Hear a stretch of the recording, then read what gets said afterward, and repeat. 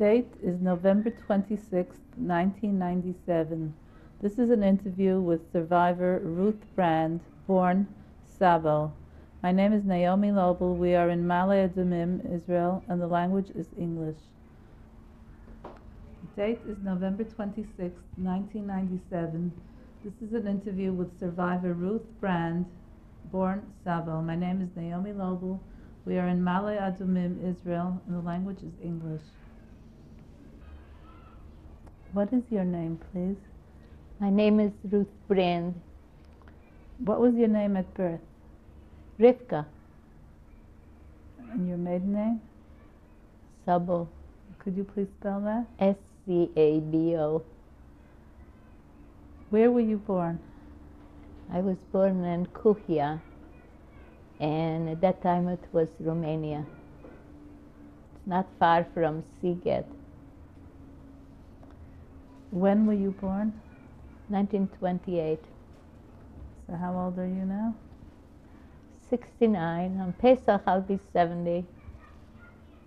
What were your parents' names? My father's name was Mordechai Sabo, and my mother's name was Feig Gitza. Where were your parents born? My father was born in Rosavlia, which is 7 kilometers away from Kuhia, and we lived in Kuhia. My mother was born in Kuhia.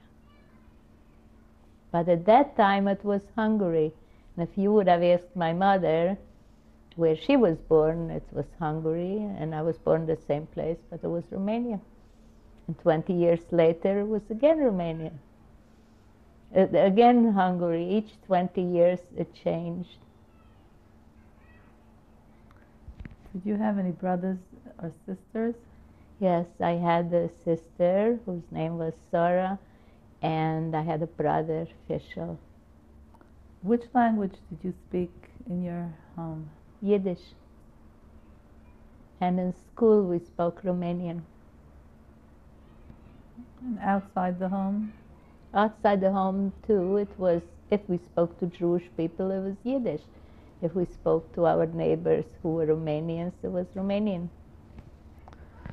Could you describe the house that you were born in? A simple house, like every house in this village, made out of wood, but painted inside and out. We had about 3 bedrooms and a kitchen, and it was a yard and a garden where we grew all the vegetables. My grandmother lived in the same house with us. Actually, we lived in her house because my mother was the youngest, and usually it was the youngest who remained to live with the parents. My grandmother did the gardening till age 82. What I can remember best about my grandmother is that in the morning when we got up, by that time she had already been in the garden, worked in the garden, brought in vegetables and whatever she decided to cook for breakfast, put it up for breakfast, and she was sitting and davening. That's the picture that is mostly in my memory.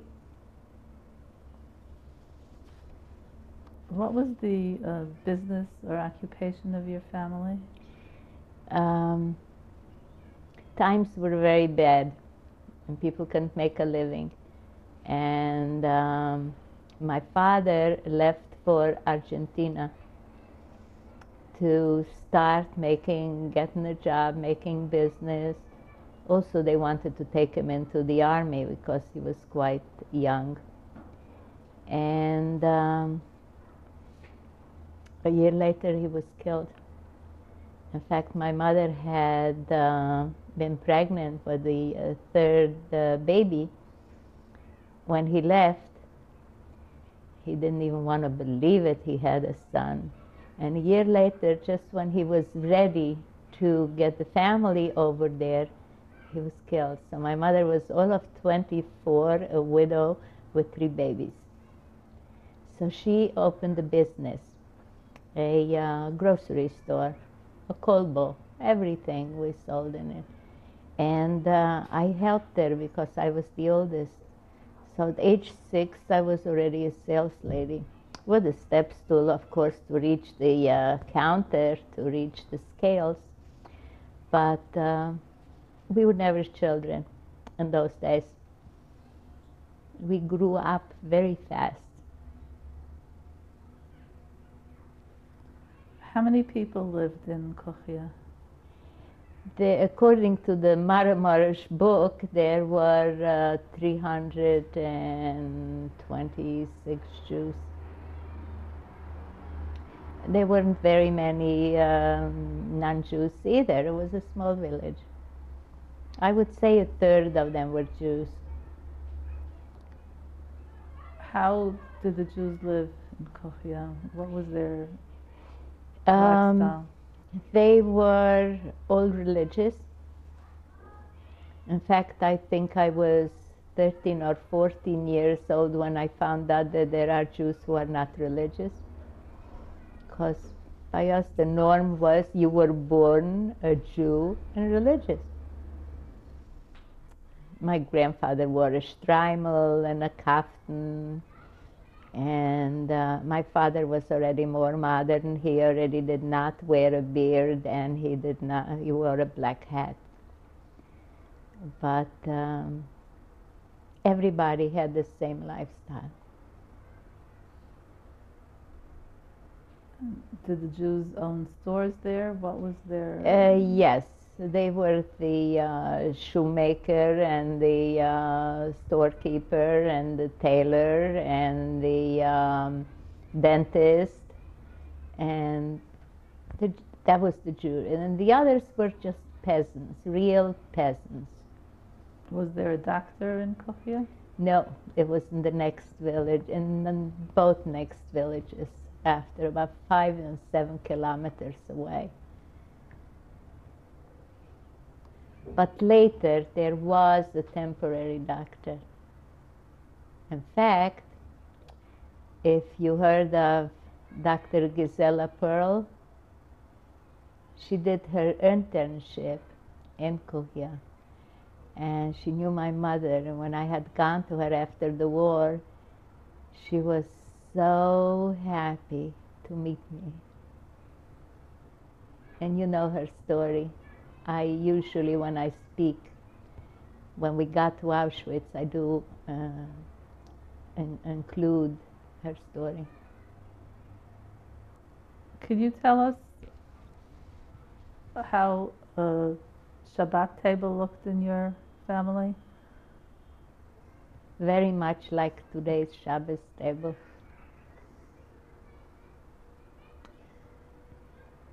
Nothing much different, except I would say less lavish, but we did all our own, baking the challah and first going to the, taking the wheat to the mill and have it ground, and then bake the challahs and make the lakshan and everything we did by ourselves. You couldn't go to the store and buy it. There wasn't any. Everybody did their own thing. Did your mother have any help in the house with the housework?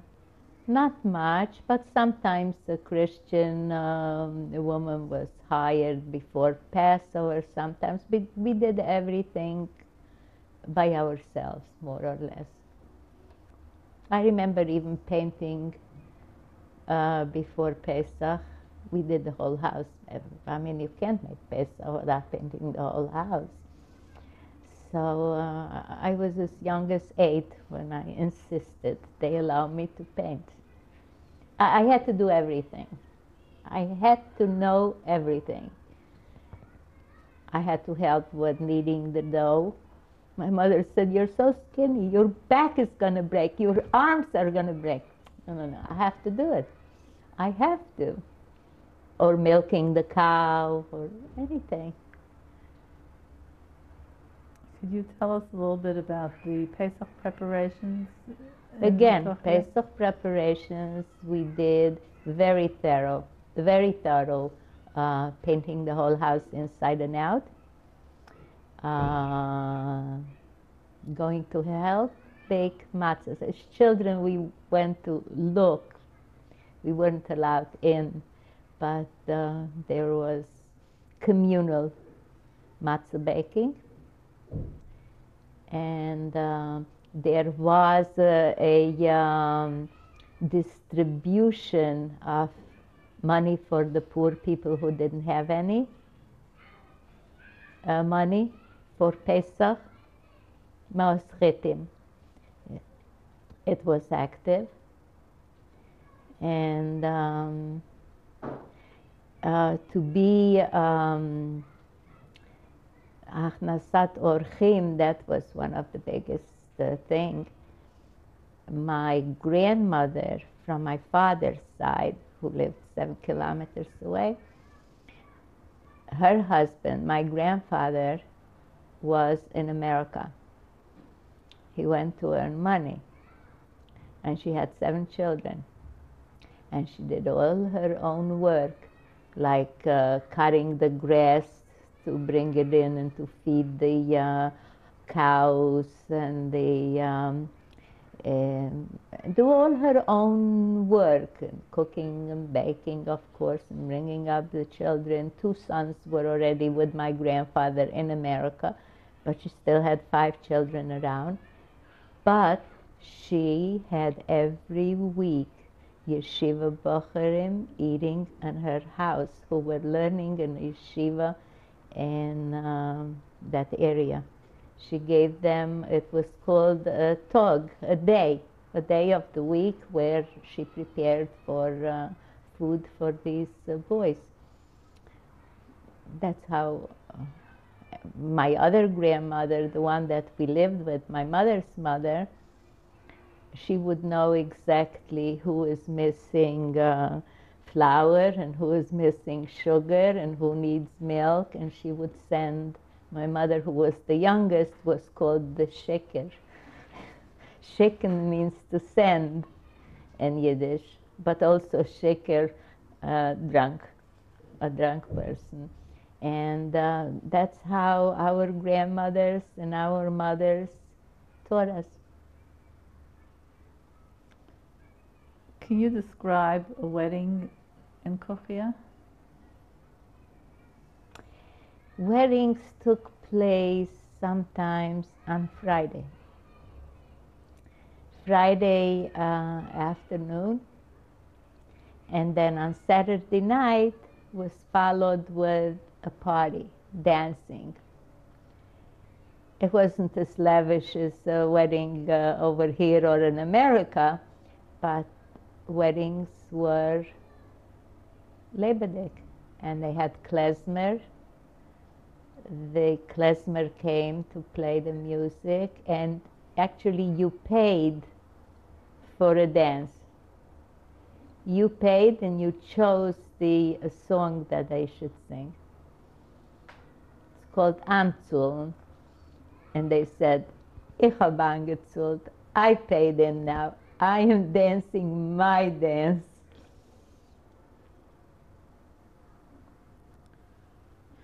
Were there any interesting characters in your city that you remember?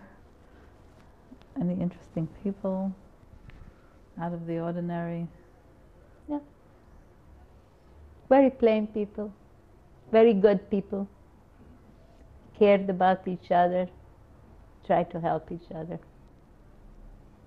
How was the relationship between the Jews and the non-Jews in Kochia? They were very good neighbors till the Germans came in. They were your best friends, and they depended on the Jew for everything, for every piece of advice. They depended on the Jew.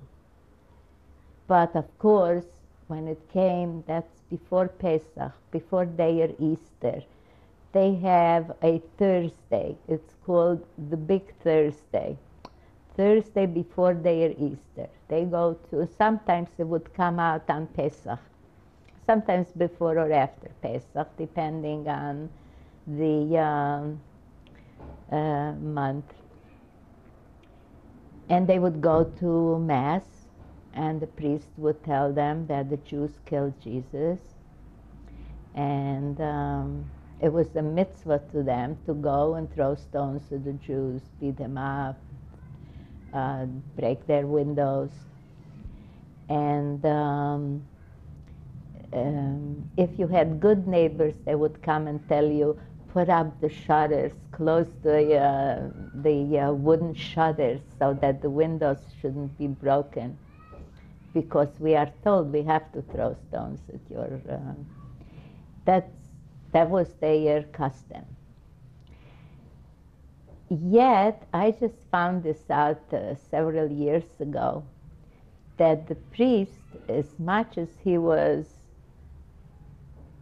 we thought, completely not a friend to the Jew, was, did save the Sefer Torah and returned it to the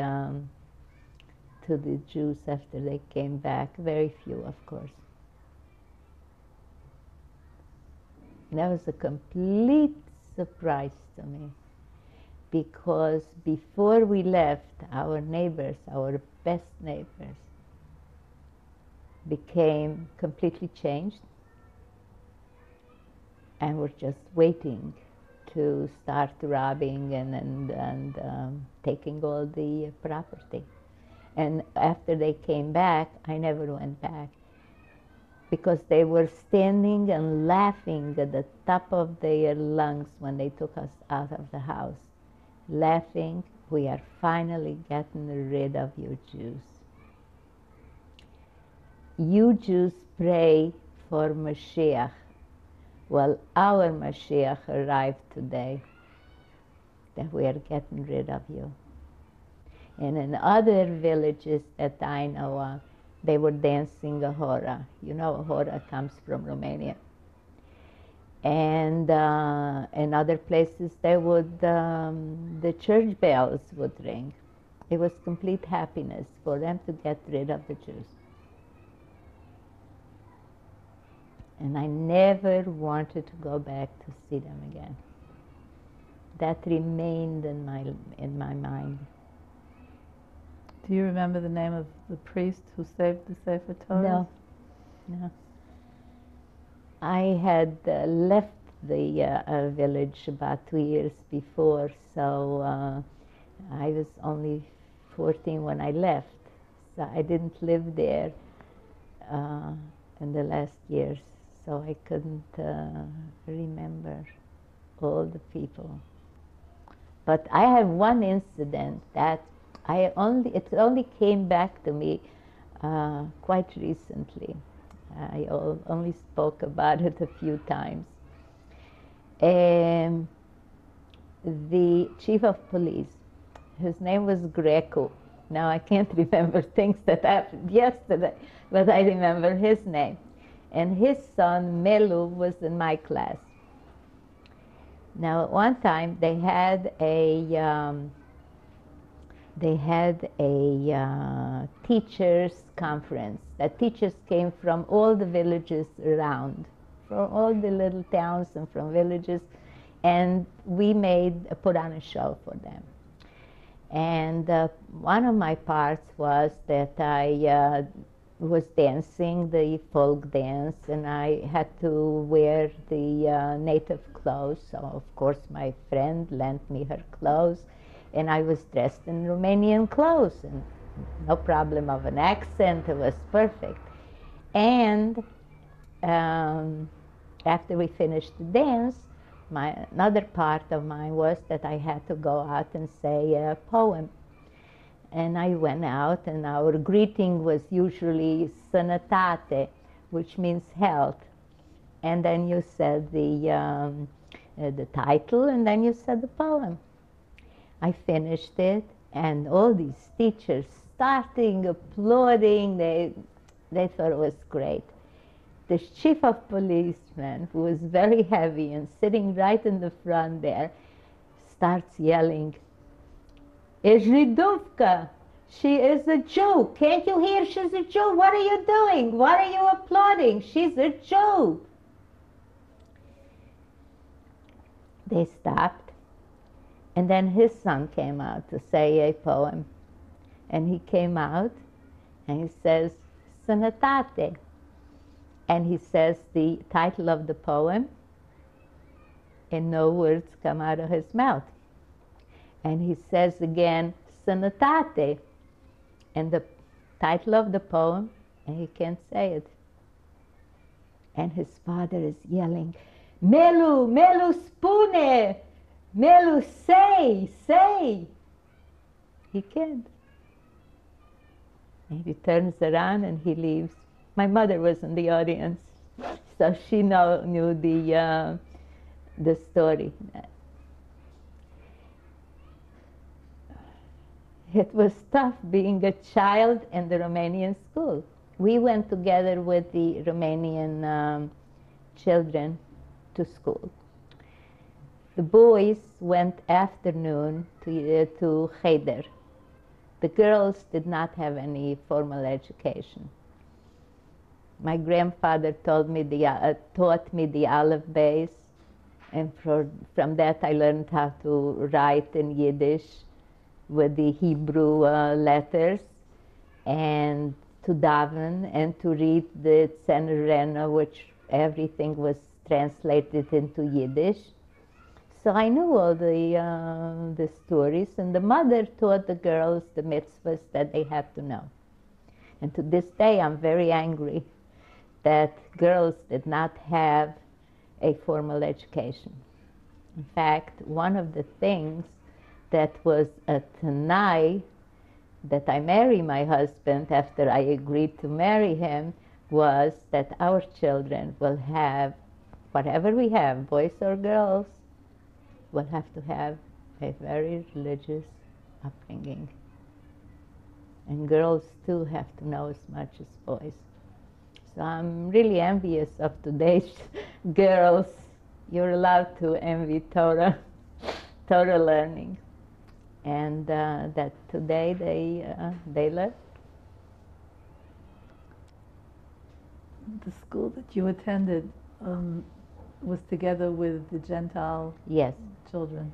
It was boys and girls, and the Jewish children were the best students, of course, because the Gentiles said simply, "I only come here because you're forcing me, because you're telling me I have to be in school." But my father says that I don't have to go to school. I don't have to know how to read and write. I can help him with the cows and pigs and all the animals and work in the fields without knowing. And he doesn't want me to be a priest. So I don't have to know. But you're telling me I have to, I'm coming. But the Jewish children had it in their blood. It was the Am HaSefer. We were the best students. Even though I was missing a lot of school because I had to help my mother, I was one of the very best students. And sitting in the front row. The best students were always sitting in the front row, and then after the less good, and then the boys, again, the same format. One day they come in and say, "You are Jewish, you have to sit in the back." That was such a slap to me. It was such a slap in the face. I always sat in the first row. Last Yom HaShoah, I was asked to speak to first graders. And I did tell them about that. And one 6-year-old says to me, "In our class, it's the opposite. The less good students sit in the front so the teacher can teach them more."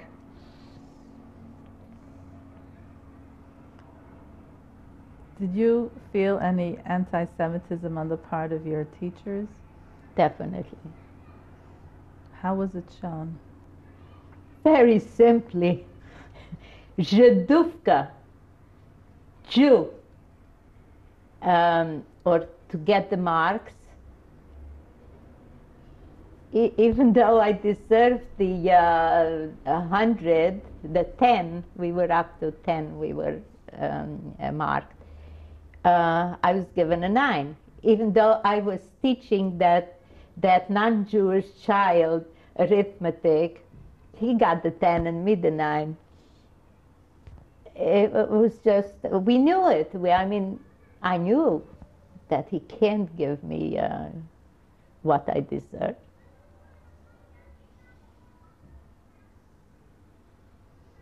What did you do in your vacation time?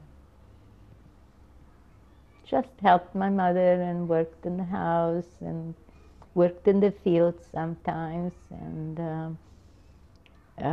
I would do everything I saw anybody do. If I saw somebody do a needlepoint, I went over and I said, I know how to do it. Let me do it. Saw somebody sewing on the machine, I went over, I know how to do that. I just had to see it once, and they allowed me. Or see the peasant women would weave rugs.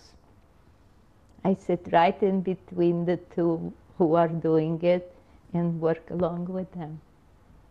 A Jewish child wanted to know. They had to do it. That was their way of life. But I did it because I wanted to. What were your hopes for the future? To have enough food and nothing special.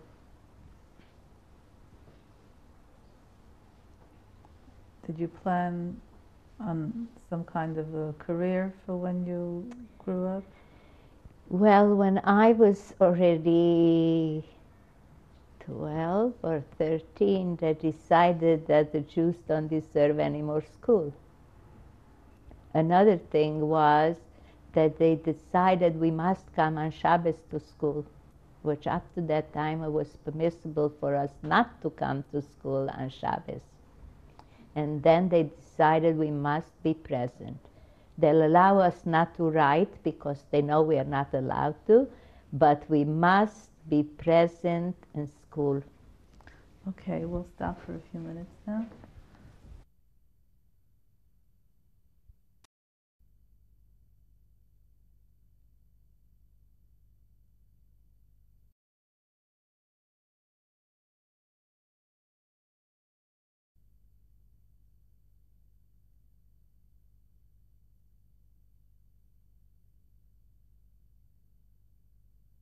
Of an interview with survivor Ruth Brand.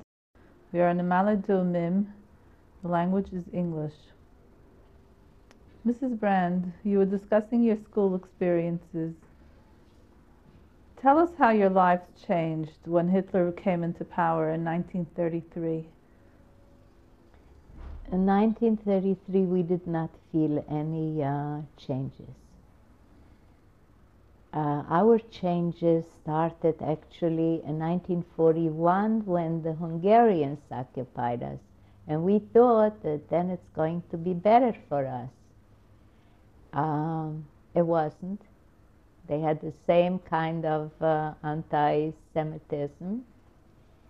And in fact, a while later, they decided they were the ones to decide no schooling for the Jewish children.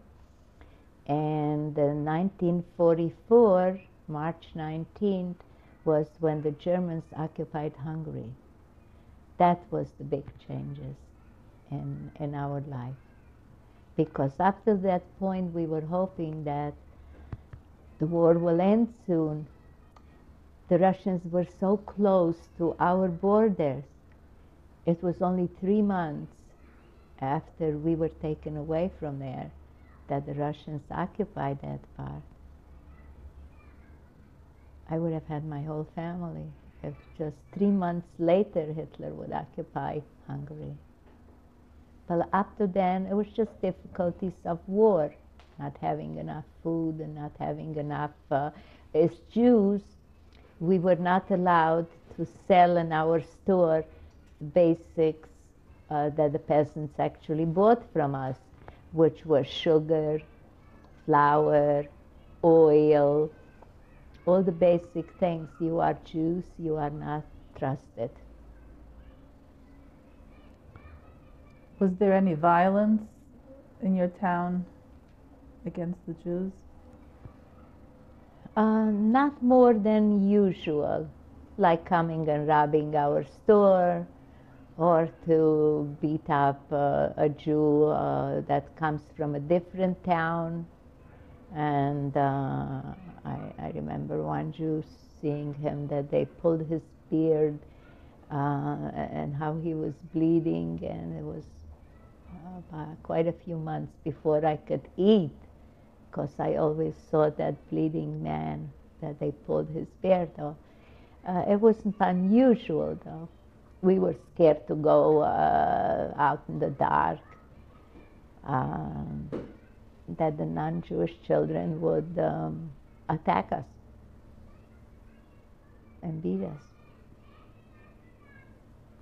Did your non-Jewish neighbors change at this point? They become less friendly with you? Very much less.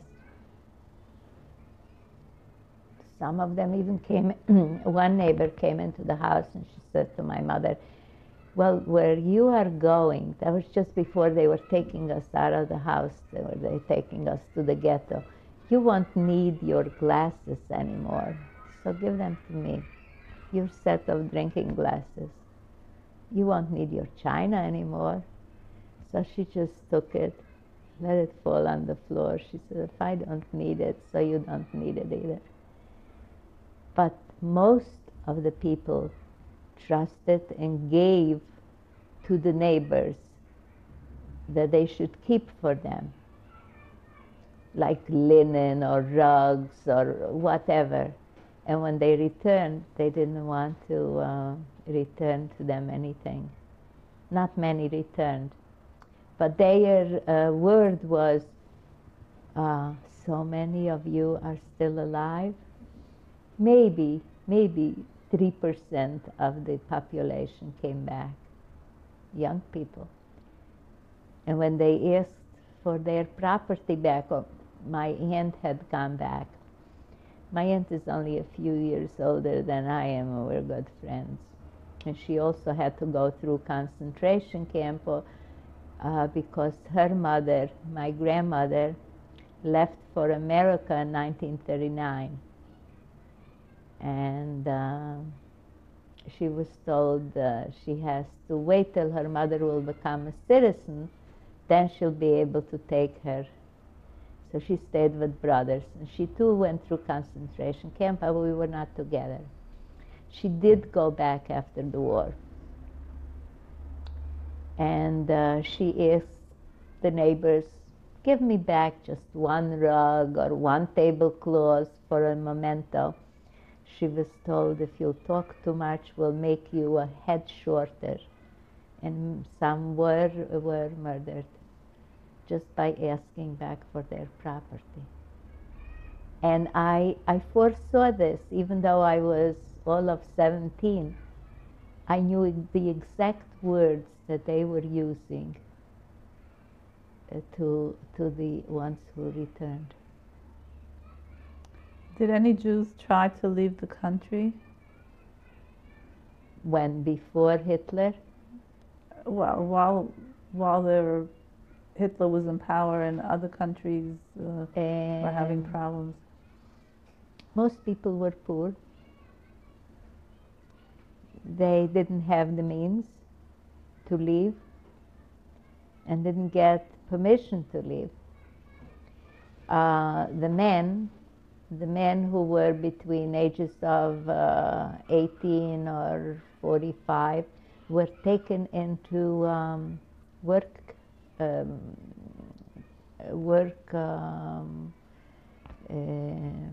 companies they said to the army, but they were never given any army clothes or a gun or anything. They were doing the dirty work in the army, like sometimes they even put them in front of the front, on the front, that they should buffer their own soldiers. And they were digging ditches and all so these men were in the work camps. And the ones that were around were old men or young boys and women and children.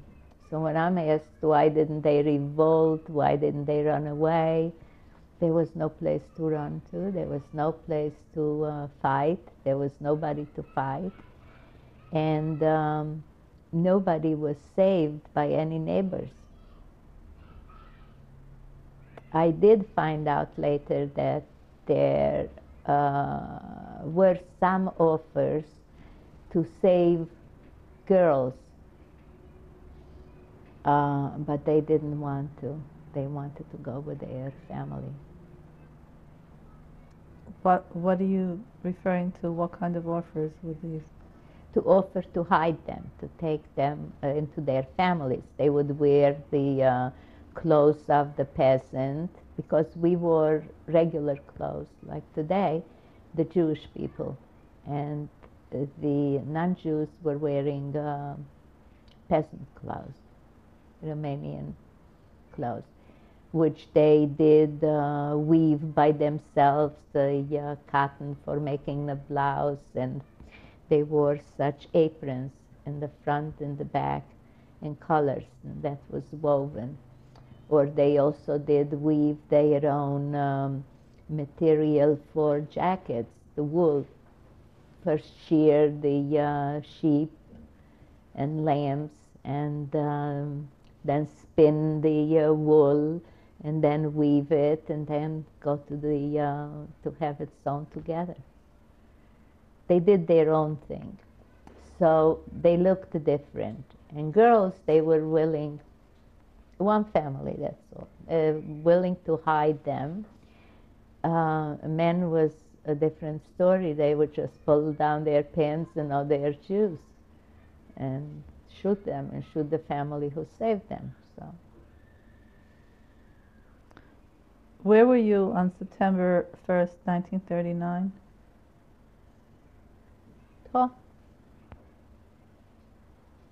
we heard that don't forget, there was one radio, I think, in the whole village. But we did hear that Germany invaded Poland. We did hear after, I was all of 11 years old, but we did hear after that Jews are being killed. So what we did is fasted. We prayed and tried to get together some money. If anybody was able to escape, give them shelter. That's about all we could do. And besides, you don't believe it. You just can't believe it. What do you mean they're taking the Jews and killing them? It's just unbelievable. But as an 11-year-old, I didn't know much. I didn't know much what war is. And of course, we didn't know what's going to do to us. And from 39 till 44, we did have difficulty. There were no supplies of food and other things around enough, and no business. So it was difficult financially. And my uncles who were in America and my grandmother who was in America couldn't send us any help. There was no contact. Why was this? The war. There was no mail. There was no possibilities.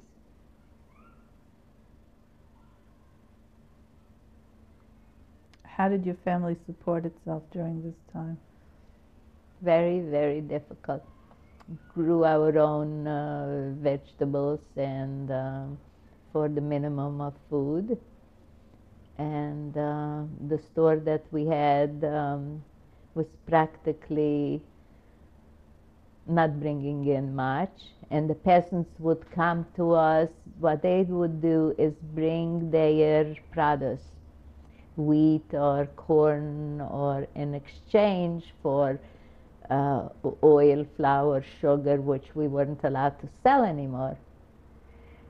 So it's just like selling them some spices or some dishes or a very small amount of exchange, bartering. Barter, it's called, I think.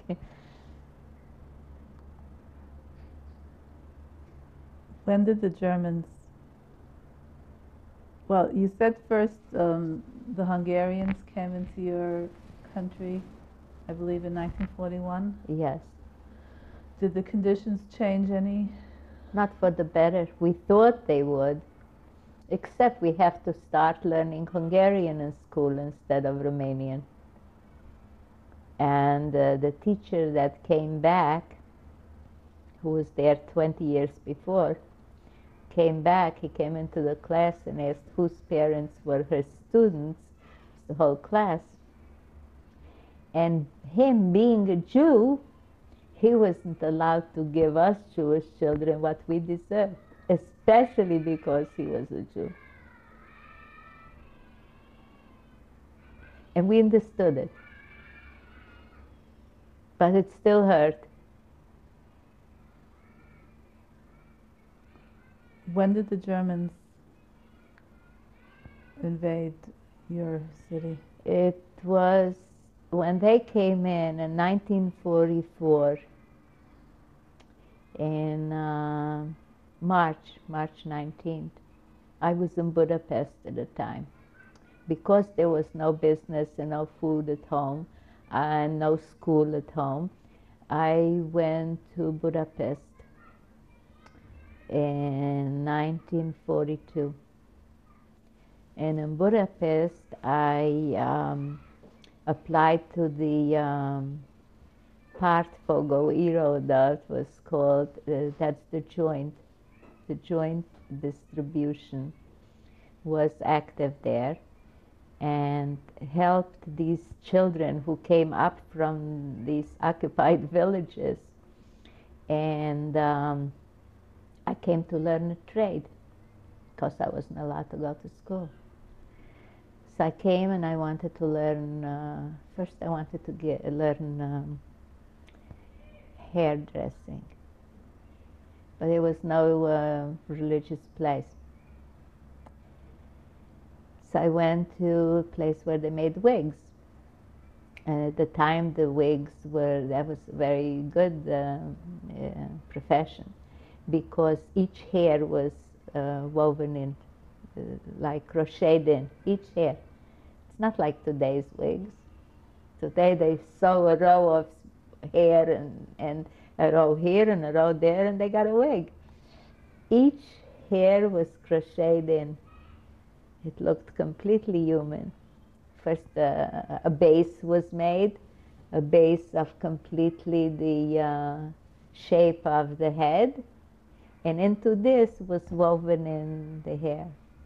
The part one, that was really artistic work.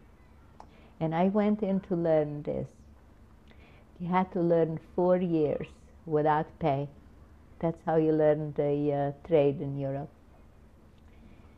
And in fact, now my friend is, I learned it at a family house in Budapest.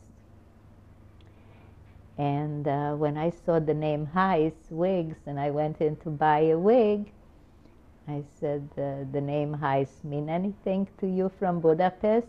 She said, yeah, it was my mother-in-law and father-in-law. So her husband, who was then a 10-year-old, and I was a 14-year-old. So we met again, and I'm good friends with her. In fact, she was born in Auschwitz. Her mother had been pregnant, 8 months pregnant, when she came to Auschwitz. And there were twins there who belonged to her sister. But the sister wasn't alive. So Mengele asked whose twins they are. She said, mine. So he allowed her to give birth in Auschwitz, because he had the twins to do experiments on. So then my mother came to visit me, and she says, 4 years, your whole youth you're going to spend learning a trade without pay. You like sewing just as much. So why don't you take sewing, because that's only 3 years, only. And with a needle, you can always make a living wherever you are, more than with wigs and hairdressing. So I did that. And I went, changed, and I went to learn dressmaking. So you were in Budapest when the Germans When they came in. in? It was Sunday noon when they came in. And the woman and my sister was with me, because by then I was already an old lady. I took my sister a year later, after I was there, I took along my sister that she too should learn a trade. And when I heard that the Germans came in, I really didn't know what to expect, what it is. I was very naive. And politics wasn't really so much in the air as to having a meal and to having something to dress, because there was nothing available. And I said, we must go home. And the next day, we went to the train station and went home. No, we didn't know that that's an area where they're going to deport the people right away, and if you remain in Budapest, you can hide. And we didn't know any of. We were children, poor orphan children. So we went home, and after the war, one of my cousins asked me, "Why were you so stupid to go home?" I said, I couldn't have lived without being home. I couldn't have lived not to go back to my mother, to my grandmother, to my brother, to be with them, even if I knew, but I had no idea, I didn't know anything would happen.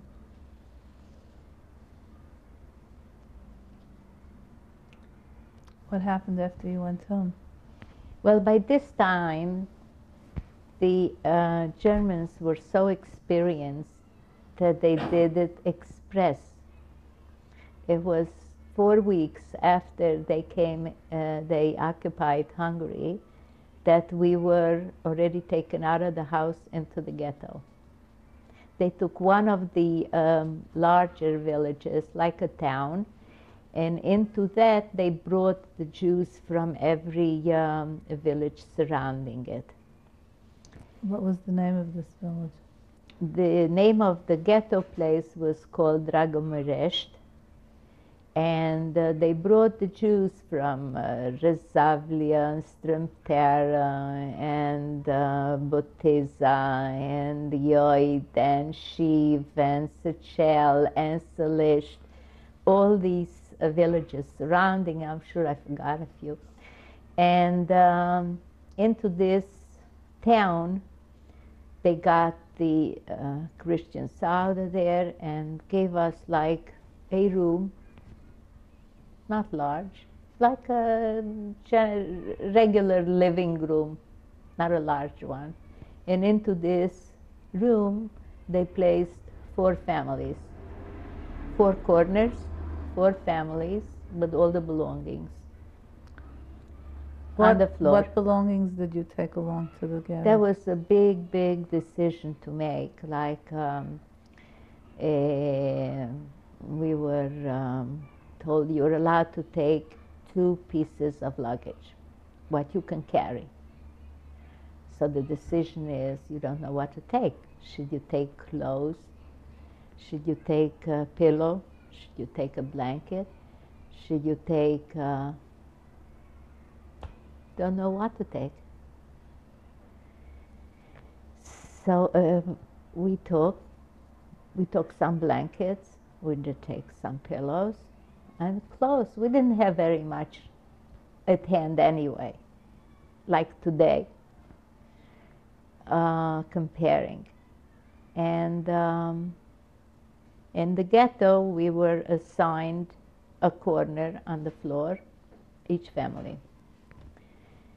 And then it didn't take them longer than 4 weeks that we were already taken to Auschwitz. We were told that we are being resettled into work camps. We sort of believed it because, like I said before, the war was coming to an end. We knew the Russians are so close by that they'll occupy this part, and that they need help. We also knew because we already saw German soldiers. Germans came into our village just before they took us into the ghetto.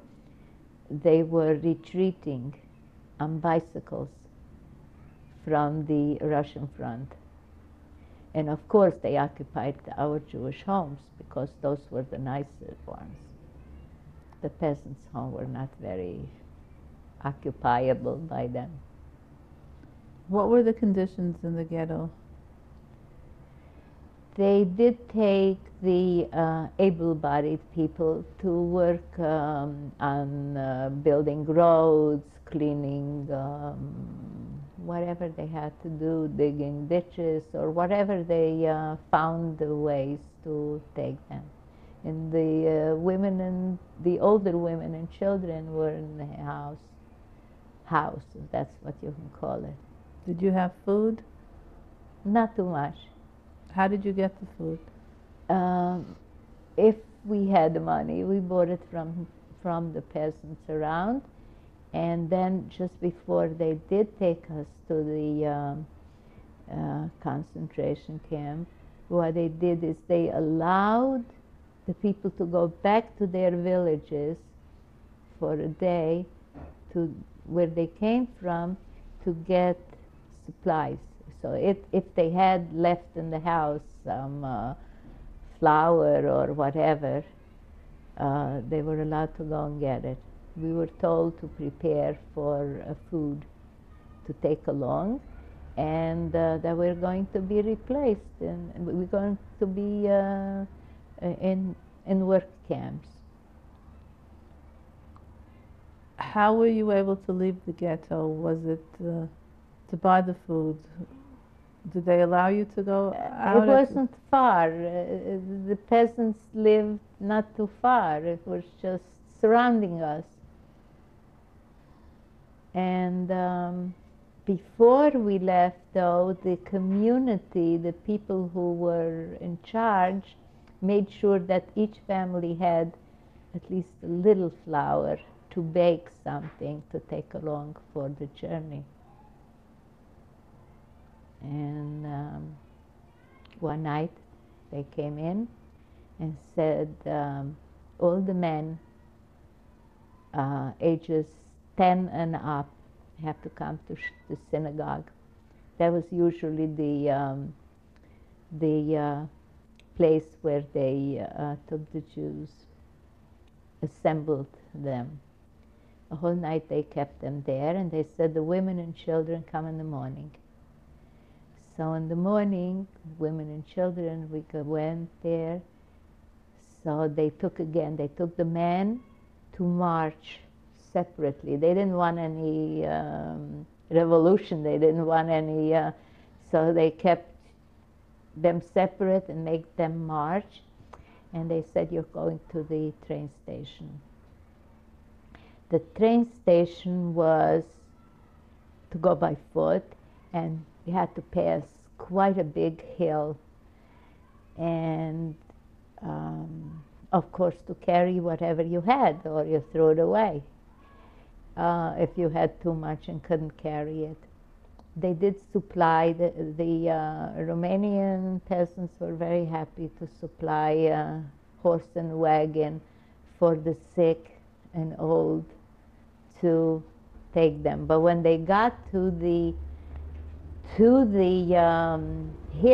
to the mountain, they told them to walk because the horses can't pull up the wagon with so many people. So my 82-year-old grandmother was walking, and when I saw that, I got so angry, and I knew the Hungarian language, but of course it was the Hungarian gendarmes, police, who were taking us. And I yelled on this hill, what do you want from us? And if you want to kill us here. Where are you taking us? I was just furious to see my 82-year-old grandmother walking up this hill. And now we'll stop for a few minutes.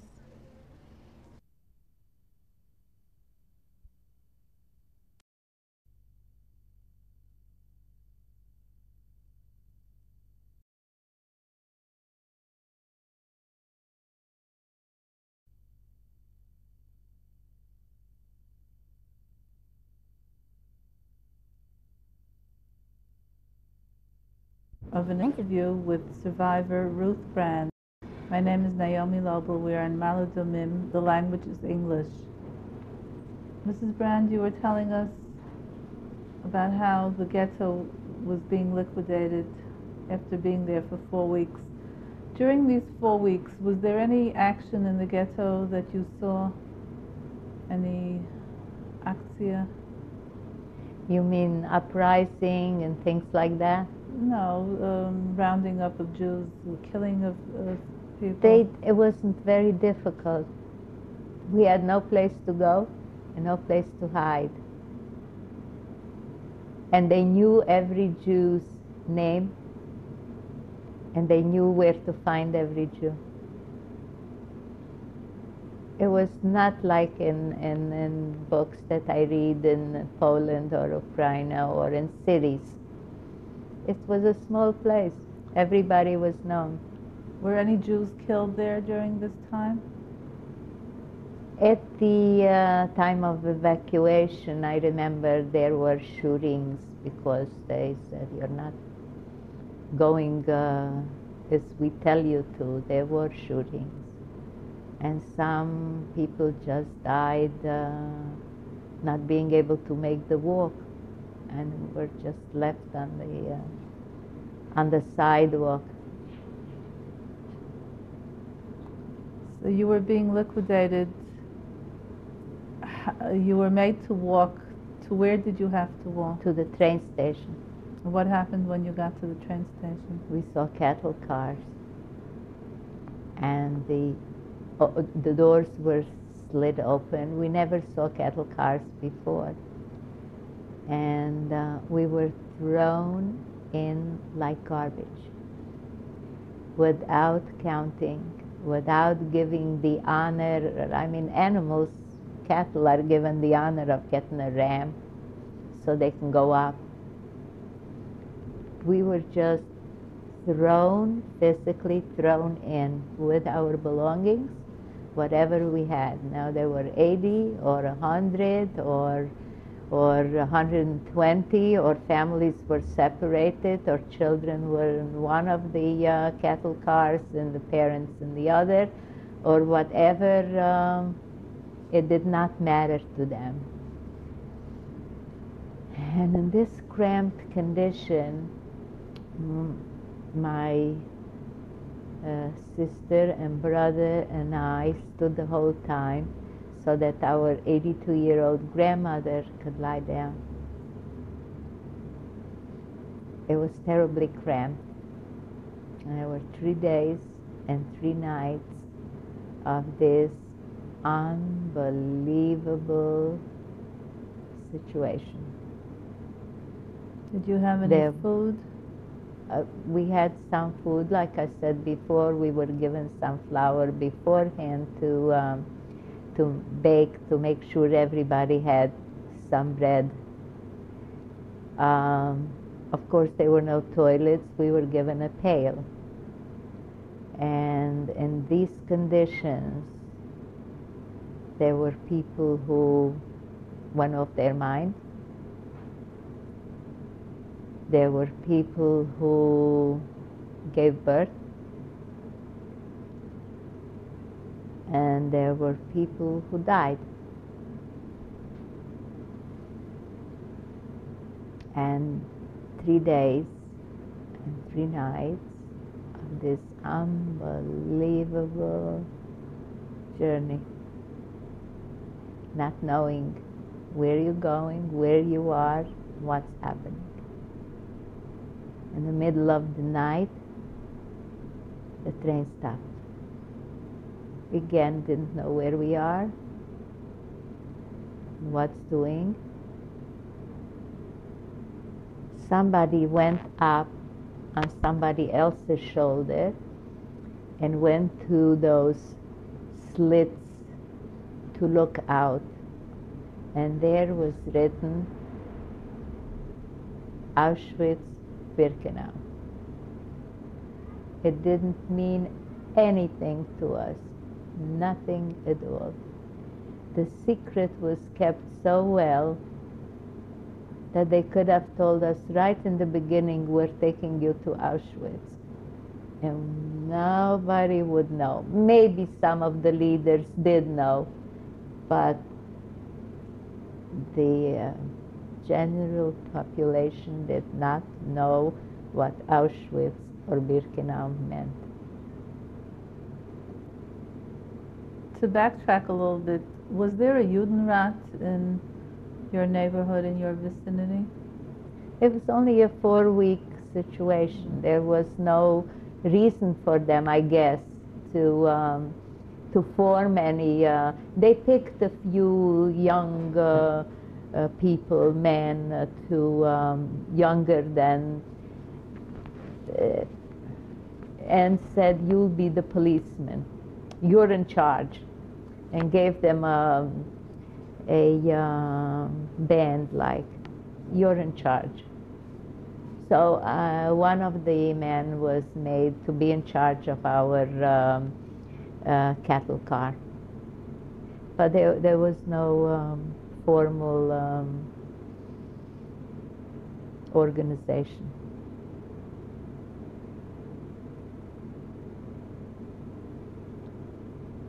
Did you know when you got to Auschwitz that you were in Poland? No.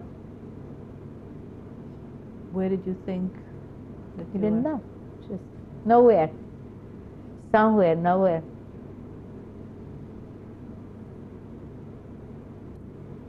When we did get to Kassel, I believe that was the point where the Hungarians gave it over to the Germans.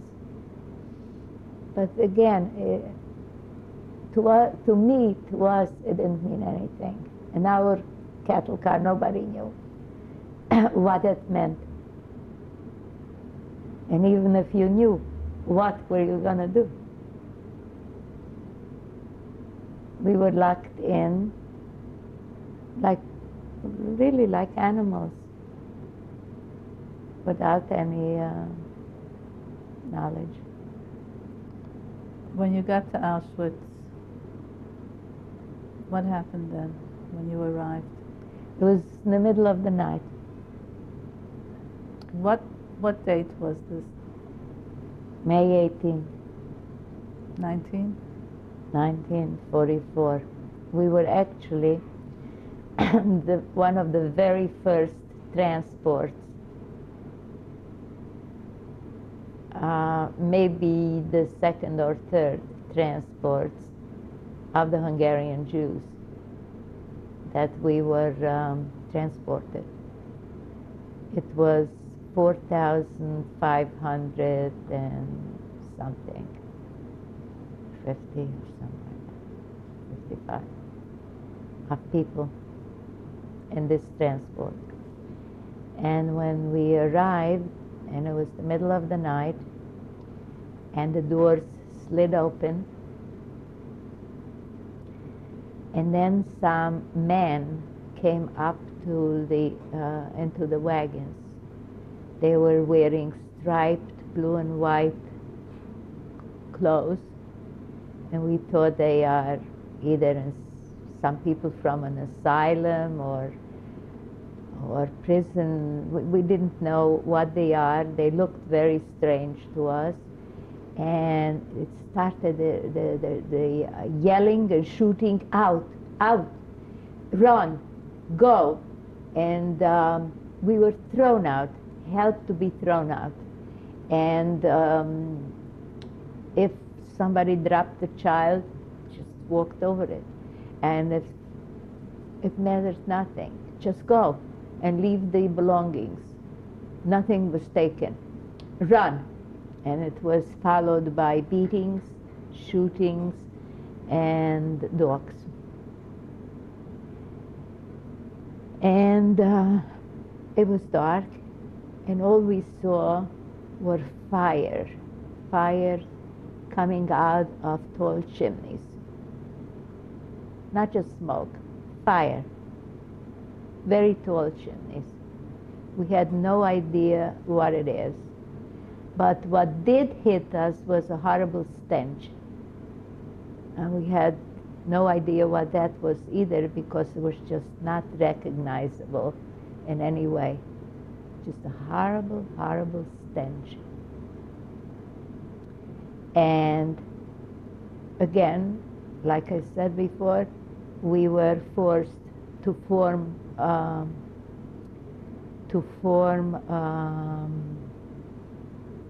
rows of the men on one side, the women on the other side with the children, and to form rows and run, go, run. You didn't know where you are, what world you are in, but run. Where to, nobody knew, till we arrived to one point where soldiers were there. It was Mengele and his assistants who were telling you to stop, and Mengele was in this form selecting the people to go left or right. We had no idea what it meant to go one side or the other one, or what's happening. And in this form, I was the only one picked out of my family, and I was thrown to the other side. I quickly ran back to go with my mother, with my grandmother, with my sister, with my cousins, with my aunts, go with the family. And I was quickly pulled back again and thrown to the other side. And that was the last time I ever saw any member of my family. We were told afterward that they were gassed the same night and burned.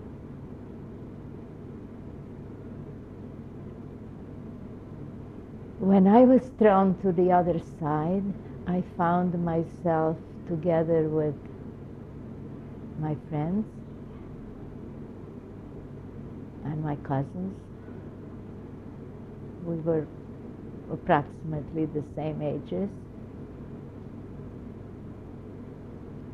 I don't know the exact number, but it was about between 12 and 15% of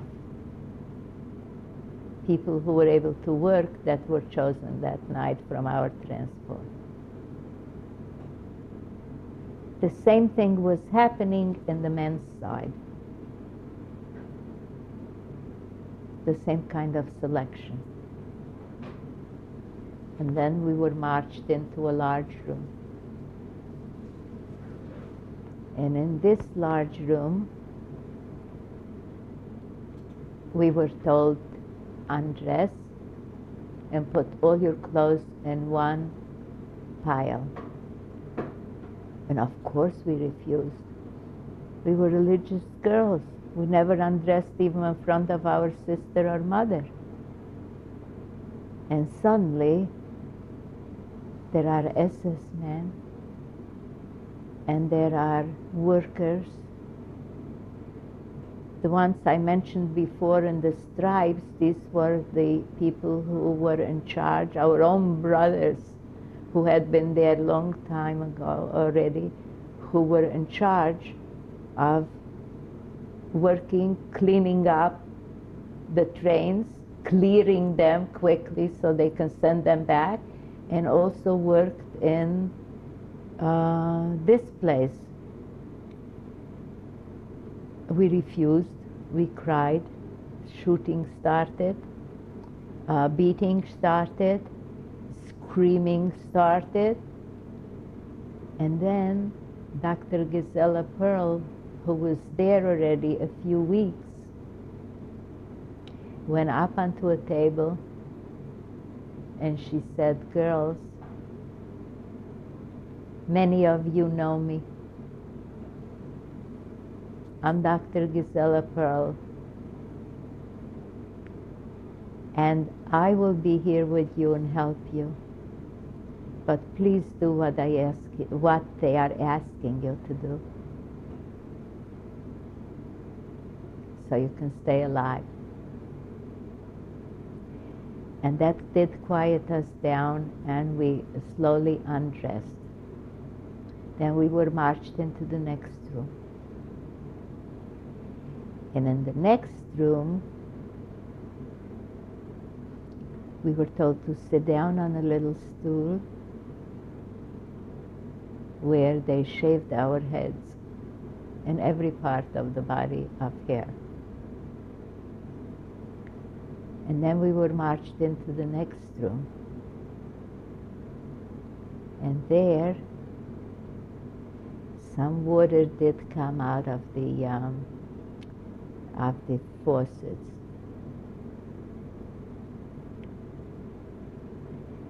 And some cold water, and May 18th is still very cold in Poland. Very, very cold. Of course, no towel, no, nothing. And then we were marched into the next room, and there we were given a thin gray cotton dress with a short sleeve. And I very naively thought, how very nice of them. They're giving us nightgowns. Little did I know that that was going to be my dress for the time I was in Auschwitz.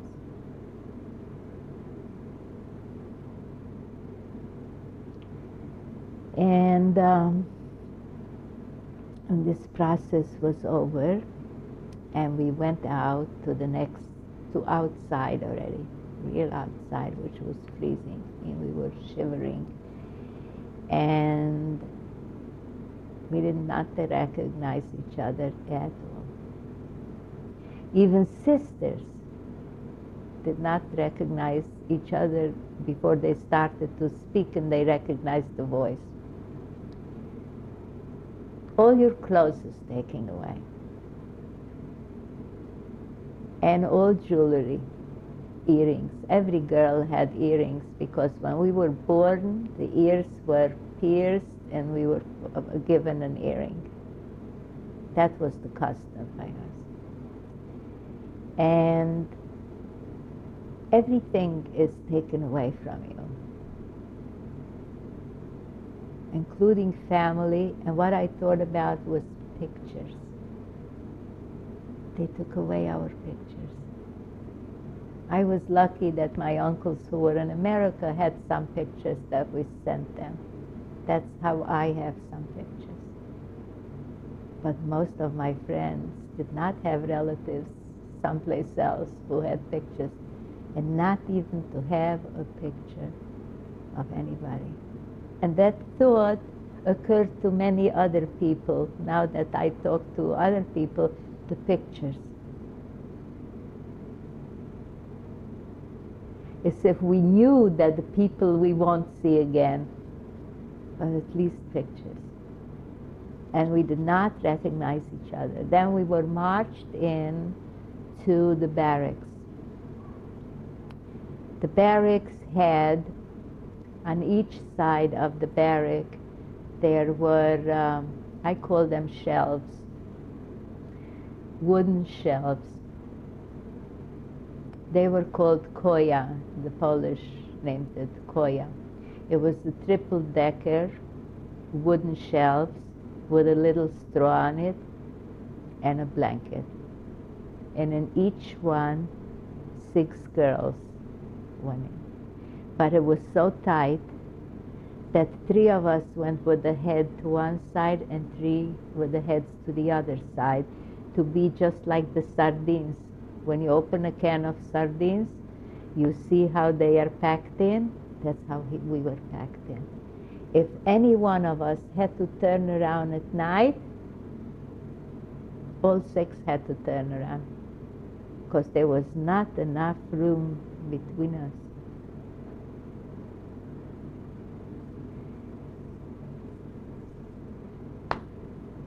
Then they brought us food. By this time it was morning already, and then they brought us food. They brought us a bowl,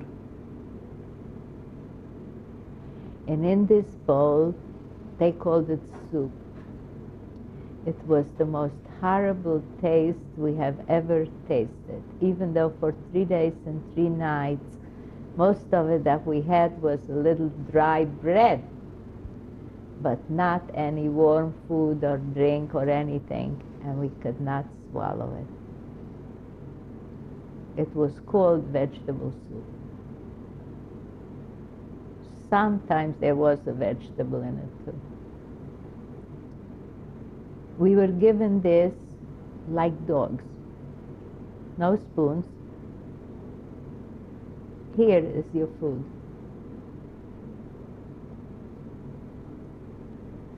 We tried to take a sip and give it to the next one and so forth, and each one had the same feeling of not being able to swallow it.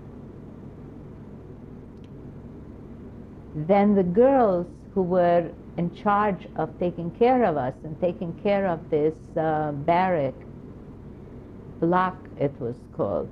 Which block was it? It was number 20, and it still stands. All they have on is from 1 to 20 in Birkenau, and I was in 20. And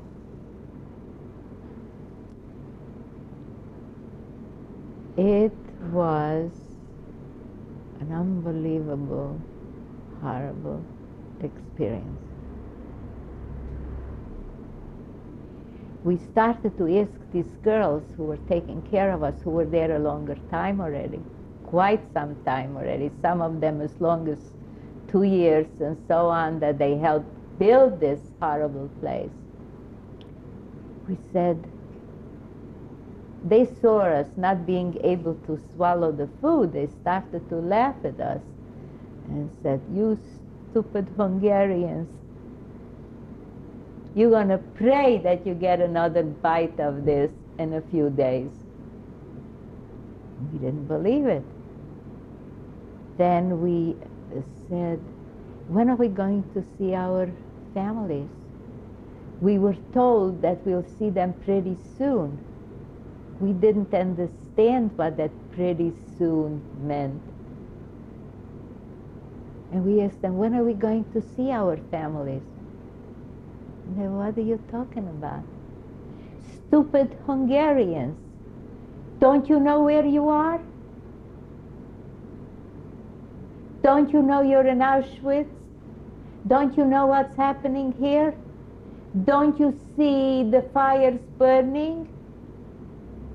That's where they're burning your people now. And we just fell back in terror and anguish, and we said, they're crazy.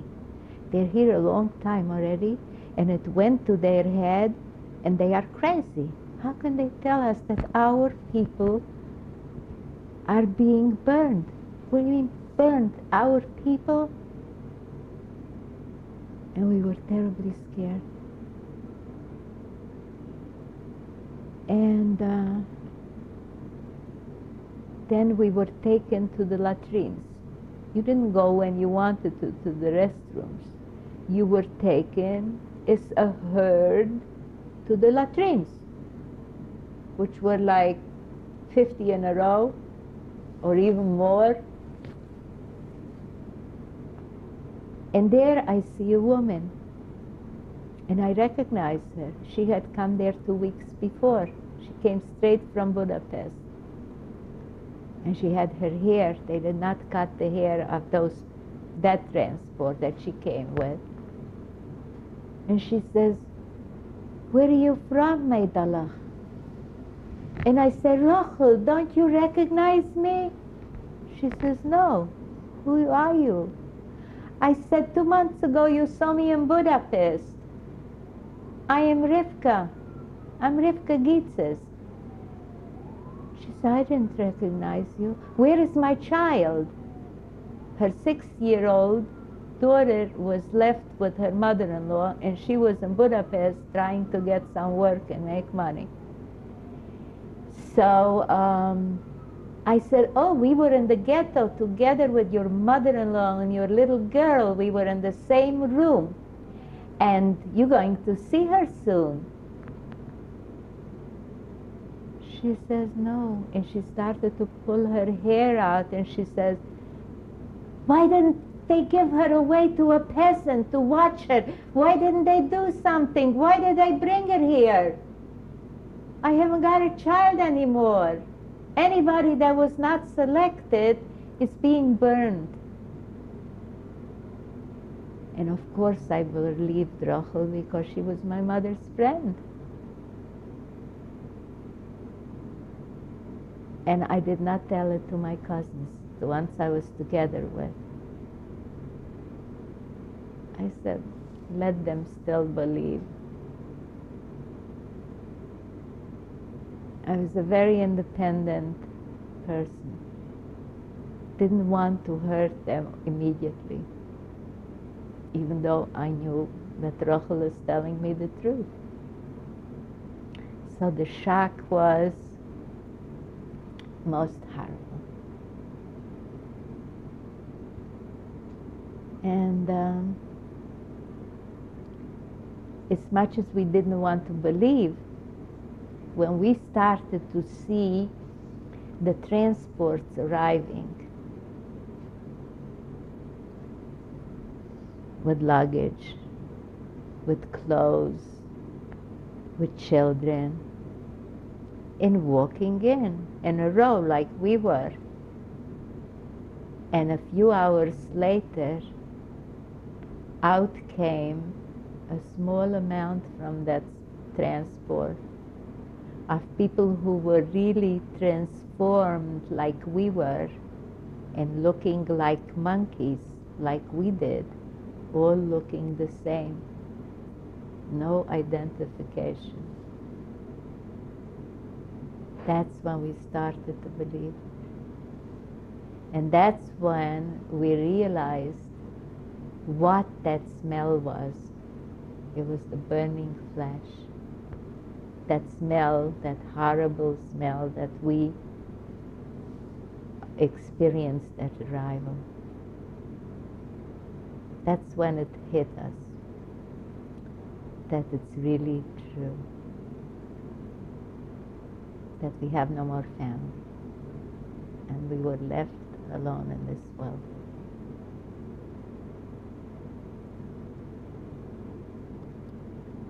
We're going to stop for a few minutes now.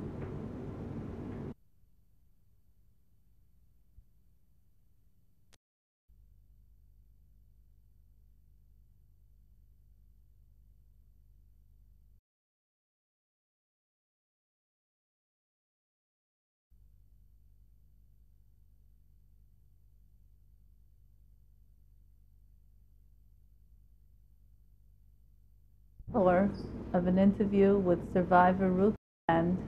We are in Ma'ale Adumim. The language is English. Mrs. Brand, you were telling us about your arrival in Auschwitz and your realization of what were happening to the what was happening to the people who weren't with you anymore. How did you react to this knowledge?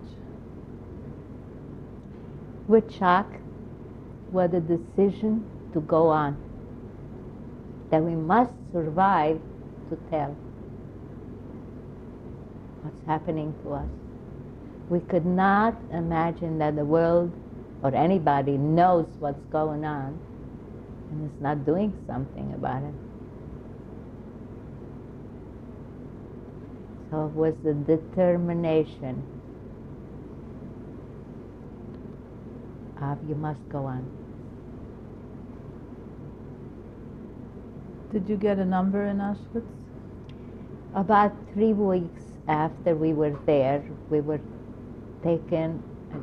given a tattoo, and we were taken to work in Außerkommando, it's called.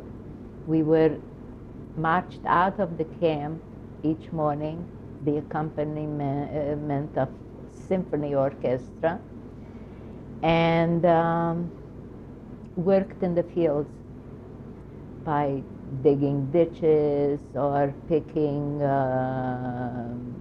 wheat or whatever work there was in the land, on the land. Do you have a number? Yes. Could you show it to us?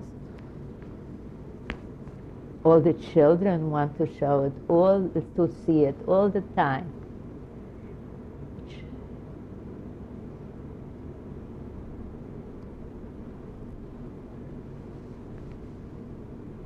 I must tell you about the number. One young child, usually on Yom HaShoah, on Holocaust Day, I have young children, older children come in groups to hear me tell them the stories, like they call it, the stories. And then they have questions, fantastic questions. They know a lot. And each time they want to see my number. Show us your number. Then one child says to me, how did you feel when they gave you the number? A 10-year-old. I said, I'll tell you. I looked at the number and I saw the second part is number 18. And 18 is the number high. I said, I'll live. It's a good sign. And this child says to me, what is the rest of the number? And I'm telling him, 7-3, 3-7 going backward.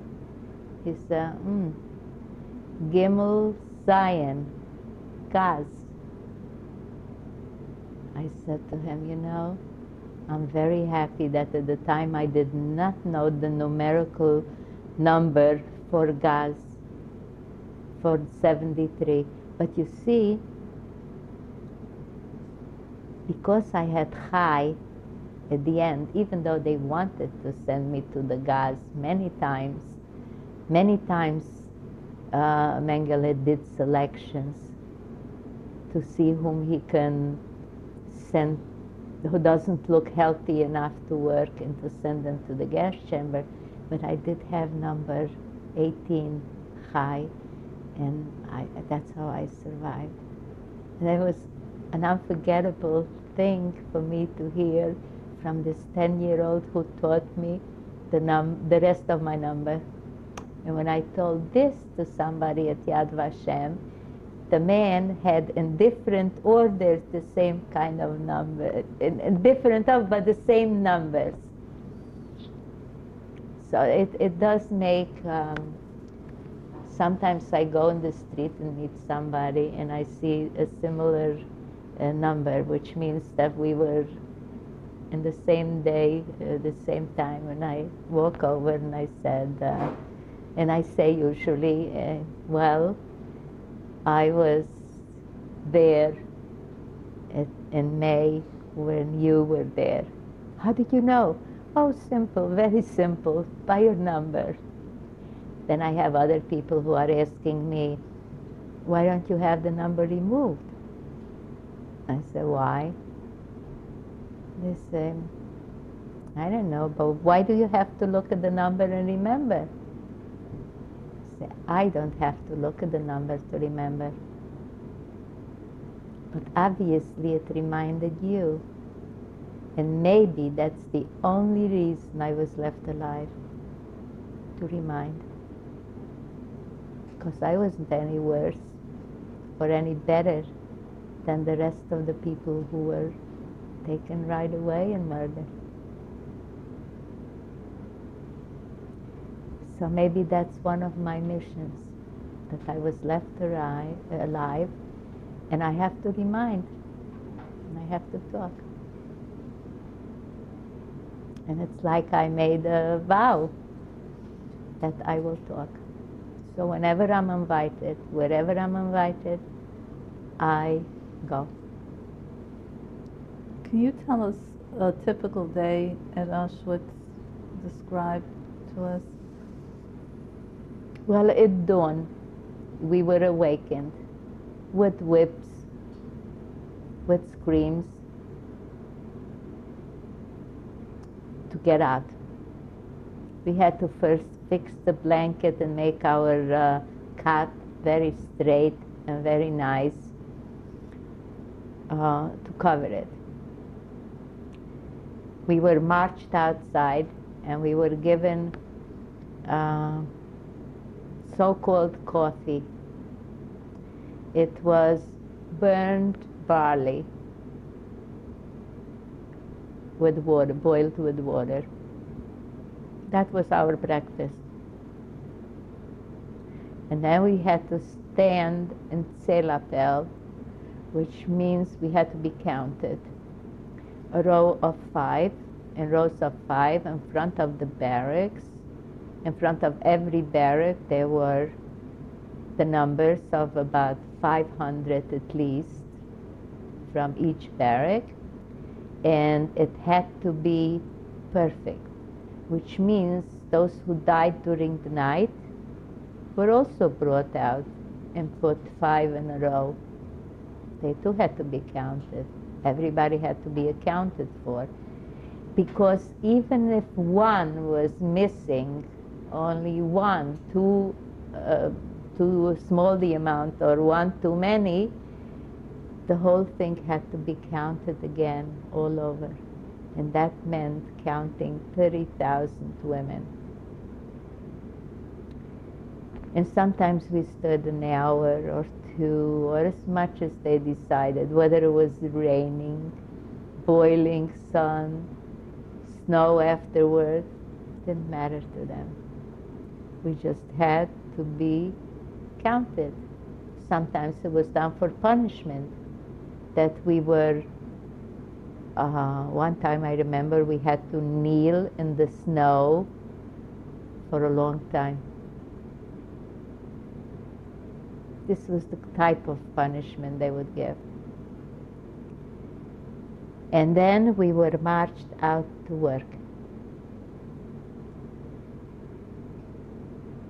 Usually the work utensils were at the place of the work, like shovels, picks, all kind of that was there, and we had a German woman who was the couple.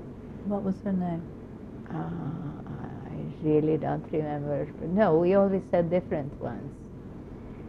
But these were women who were sitting in jail, who were criminals, whether they were murderers or political prisoners, and they were given the job to watch these murderers instead of sitting in jail.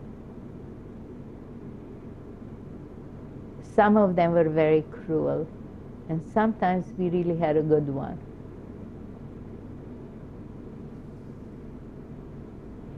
And they watched us, including SS men who went with our group with their dogs. This was the morning. At lunchtime, to the workplace was brought this horrible soup that was not horrible to us anymore because there was nothing else. And we really did, unfortunately, our prayer had to be to get a little bit more soup or a little bit from the bottom, so some vegetables were in it. Because you had to have mazal, you had to have luck to reach to the point where you didn't get from the top, because that was mostly water all the time. And it's just, you were in the row, and wherever your mazal took you, so you got your soup. That was for lunch.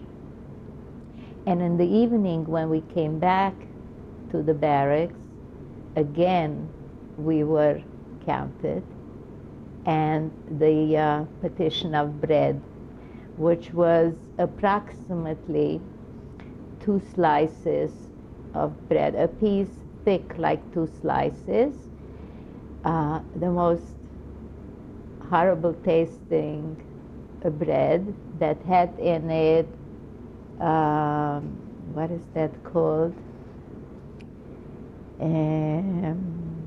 Saw wheat, when they saw wood. Sawdust. Sawdust. I wanted to say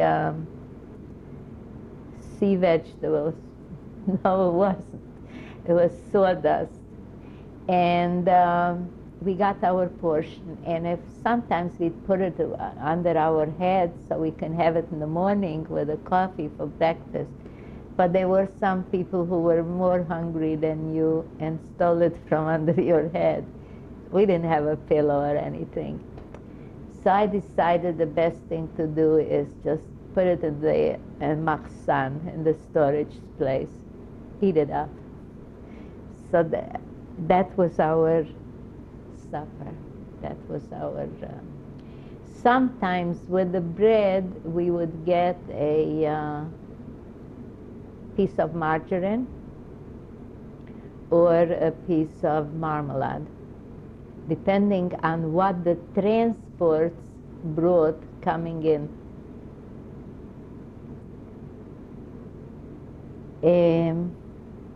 Dr. Pearl, who had no medicine, who had to be a doctor without medicine, but where her soothing words healed us, told us that if we'll smear a little bit of the margarine on our wounds that were caused by working with these hard tools, heavy tools. We were young children and women who never worked at this kind of work. And the skin would erupt, and she taught us to put a little piece of margarine, like she developed a new medicine for our wounds.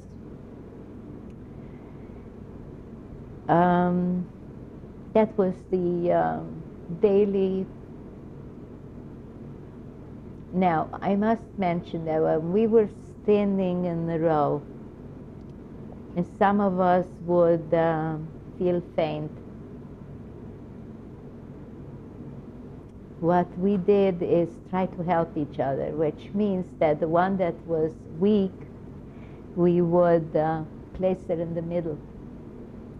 she shouldn't be seen by the localist or the one who came to count us that she is weak, that she shouldn't put her in the place where they'll take them to the crematorium. We'd pinch their cheek to make them red, or even sometimes slap them to make the blood flow, to help and support each other. And don't forget, we were young children. But the need to help each other was there. They were all kind of people. There were also those who would steal your piece of bread at night, which meant that even sisters would fight, your piece of bread is larger than mine. I was together with my cousin who lives in Haifa. What's her name? Chaya Kalish. She was a Feig, which means she was our mothers were sisters.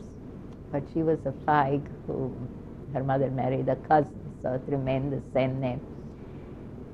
And we would be together and say, you take the larger piece.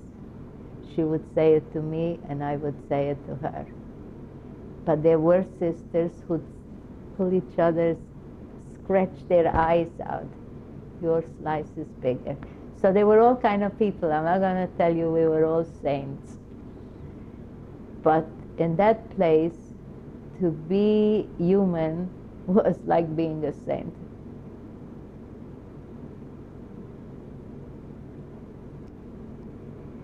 What did you speak about at night?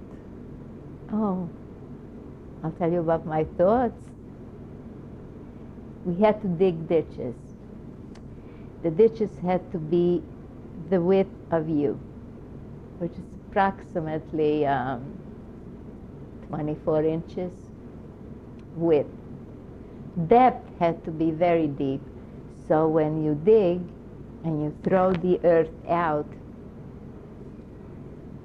the mountain becomes higher and you get lower. And as I'm short, I was quite deep and had to throw it higher. And then when you are already digging more, water comes up. Water, and in the water there are worms. And my thoughts were, at that time, that when I'll be in America at my grandmother's, I will tell them what happened, and I'm going to wear a navy blue skirt and a white blouse and a red jacket. But I didn't know that that was the flag of the American colors. I didn't know that, but those were my choice of clothes. And I was going to wear white socks and low-heel shoes. We couldn't get any low-heel shoes during the war. There was a shortage of shoes. So that was my dream. And I even thought I was unique. I was telling my cousin, I said, I'm sure that they're putting some drug into our food, because if it was just plain normal, we couldn't survive this, what we are going through. Years later, after the war, I found out they did put into our food saltpeter and other kind of things to make us, first of all, to lose our period, and second, to become zombies, to do what they are telling us to do. And how did you find this out? How did I what? How did you find out that they were putting drugs in? Oh, I found it from reading. Also, Dr. Pearl, in her book, she has a book. She put out a book that's called I Was Doctor in Auschwitz. And she also said that they had saltpeter. I found it in other books too. During this time that you were in Auschwitz, did you have any knowledge of how the war was progressing? Did you know anything about? No. No. We just knew we are struggling through, and it was just the hope that God will help us and He'll take us out of there. And anybody who didn't have the emunah didn't survive long, especially of the people that came from our area who were so strong in emunah that it's God's will and this is how God is doing it and this is His will, and trusting Him. I really trusted Him. I made partners with Him. I told Him, you do your part and I'll do my part. I'll do everything I can to survive because I have to tell. And then it became easier because I had a partner. What was the common language that the people spoke to each other in? Well, depending. We spoke Yiddish, Romanian, Hungarian, and the group that we knew. German, of course, we had to speak to all the others who didn't know any of these languages, like the Polish girls. We didn't know any Polish, but if they knew Yiddish, that was the common language between them. But they hated us because they were there a long time already.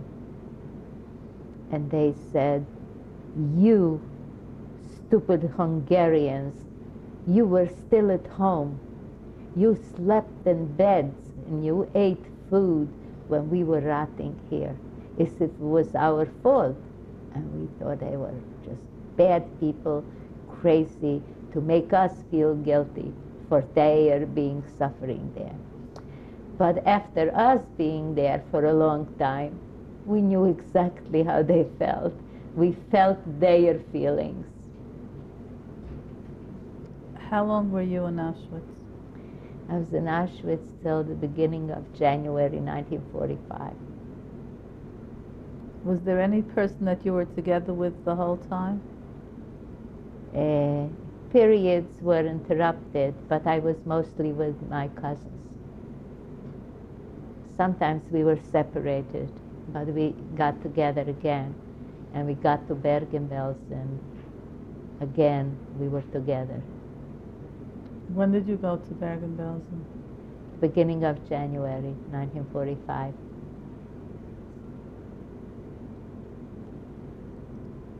How was this decision made to go? I mean, what did they? Was there a selection process? There was a selection, and there was simply everybody wanted to get into getting out of Auschwitz. Sometimes they came and selected people for going to work in factories, ammunition factories in Germany. One day they came and they said, all those between the ages 16 and 17 up to 18, come. And everybody felt if they get out of Auschwitz, they're not going to get to the crematorium. That's going to save them. And ready, go, and I'm on the list. And then they come over and say, who is 16? Austreten, come out. Go over, I'm 16. 17? 17-year-olds come out. You go back. We're only taking 18 and up. We felt very disappointed because we wanted to get to go out of there, to wherever they'll send us to work. The next day they come again. Ages 18 and up. So how are they going to check? I'm 18.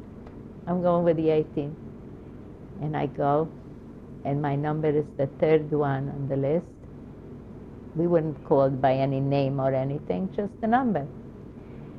And I see what's happening. Mengele is there with a stretcher, and they're taking blood. And I said, if he'll take blood from me, I'm not going to live. But I want to live. And I was crying hysterically. And with me was a woman whose daughter was separated from her just about a few days before, and she like hovered over me. And a thought came to me, and I walked into the washroom. There was a washroom with a small window that had 4 panes, very small size. I never saw it missing. One of the panes was missing. I was very skinny by now. Put my feet through. My friends helped me, pushed me out, and I disappeared. I see a group of women coming back from the Revere. Revere was called the place where they went to have their wounds bandaged, the clinic. And one of them starts to call my name, and I go to her like this. And I go with this group to their block. I knew that I can go into any place because certain groups were taken that day to work. So up to the time when they're going to count the whole camp, they cannot know where I am unless they make a whole Blocksperre, which means to count the whole camp, but they can't because some are working here and there. I knew I could hide up till the Selapel, till they count us. And that's how I spent the day with these girls till the counting time. At counting time, I had to be back in my place, and I came back, and he had taken blood from about 20 girls by then. I wasn't there, they just called the next numbers. And I said, if he'll take blood from me, I will not live. I mean, we weren't good for anything, but still our blood was good enough for their soldiers. And so that's how I escaped that selection. There was one other selection that I must tell you about. At one time I was taken to the hospital. I had horrible diarrhea, and I was taken to the hospital. And they kept me there.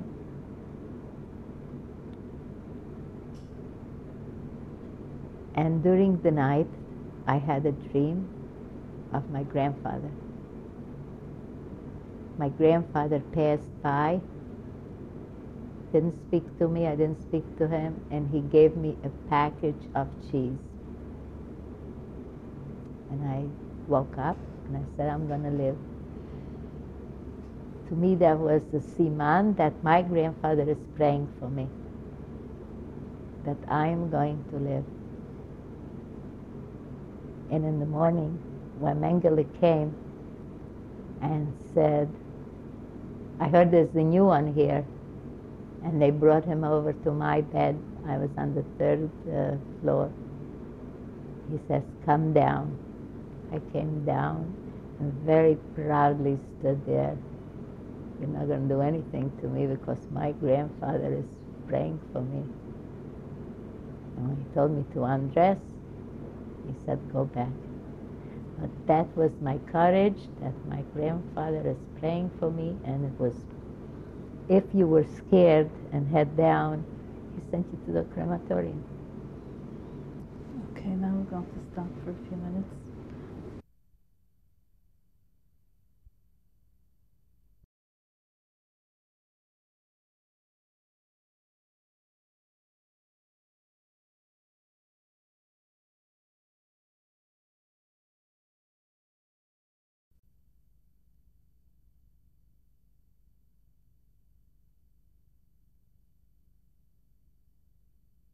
Interview with survivor Ruth Brand.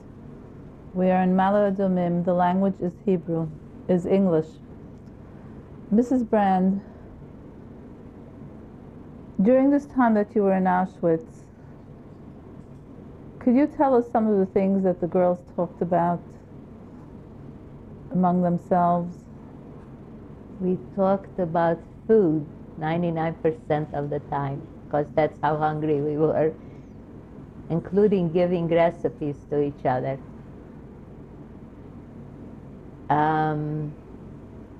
The recipes, one girl was given to another one, I'll never forget. She says, when you go home, you ask your mother to make this cholent for you.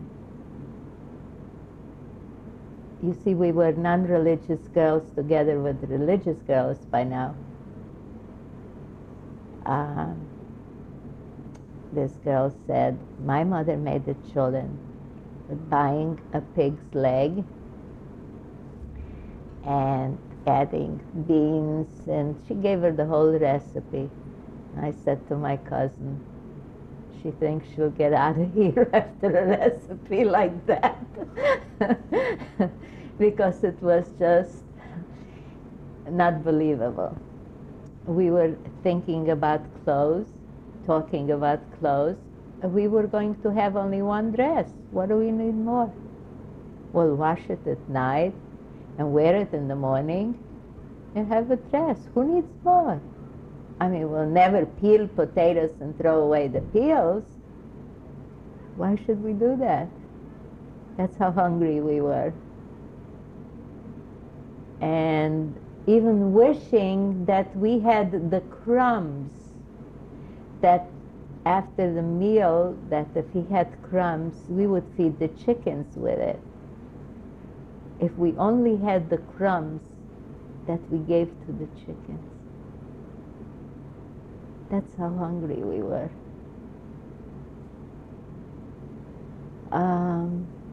Of course, we already have, most of us have accepted the fact that we have no family left. But some still didn't want to believe it and said, after I go home and I'll meet my family. These were things to talk about. And my hopes, of course, were that I will get to America, because I knew my grandmother left in 1939 to be reunited with her two sons who were there. So I had immediately believed, Rachel, that my family is gone, my immediate family. And so my hope was to be reunited with my family. And that's how most of the time passed. And again, to have enough food or to have another coat when it became cold, they did give us jackets. But when I came out of the hospital, my clothes that I had before that was taken away. And I had better clothes because my cousin and I would, like I told you before, we would save, like you take the bigger piece and I take the smaller piece, we both in the same, and then we decided to share half of the bread and for the other half to buy something. Like this was a kind of buying, the girls who worked in the clothes, separating the clothes, selecting the clothes that were taken off from the people that died, from the people when they arrived. Sometimes they were able to smuggle out a skirt or a kerchief or a blouse, something. And we have saved our portions. Like one day we would just eat one portion and the other portion buy for one a skirt or for the other one a blouse, whatever we could manage to buy. So we had better clothes already, warmer clothes.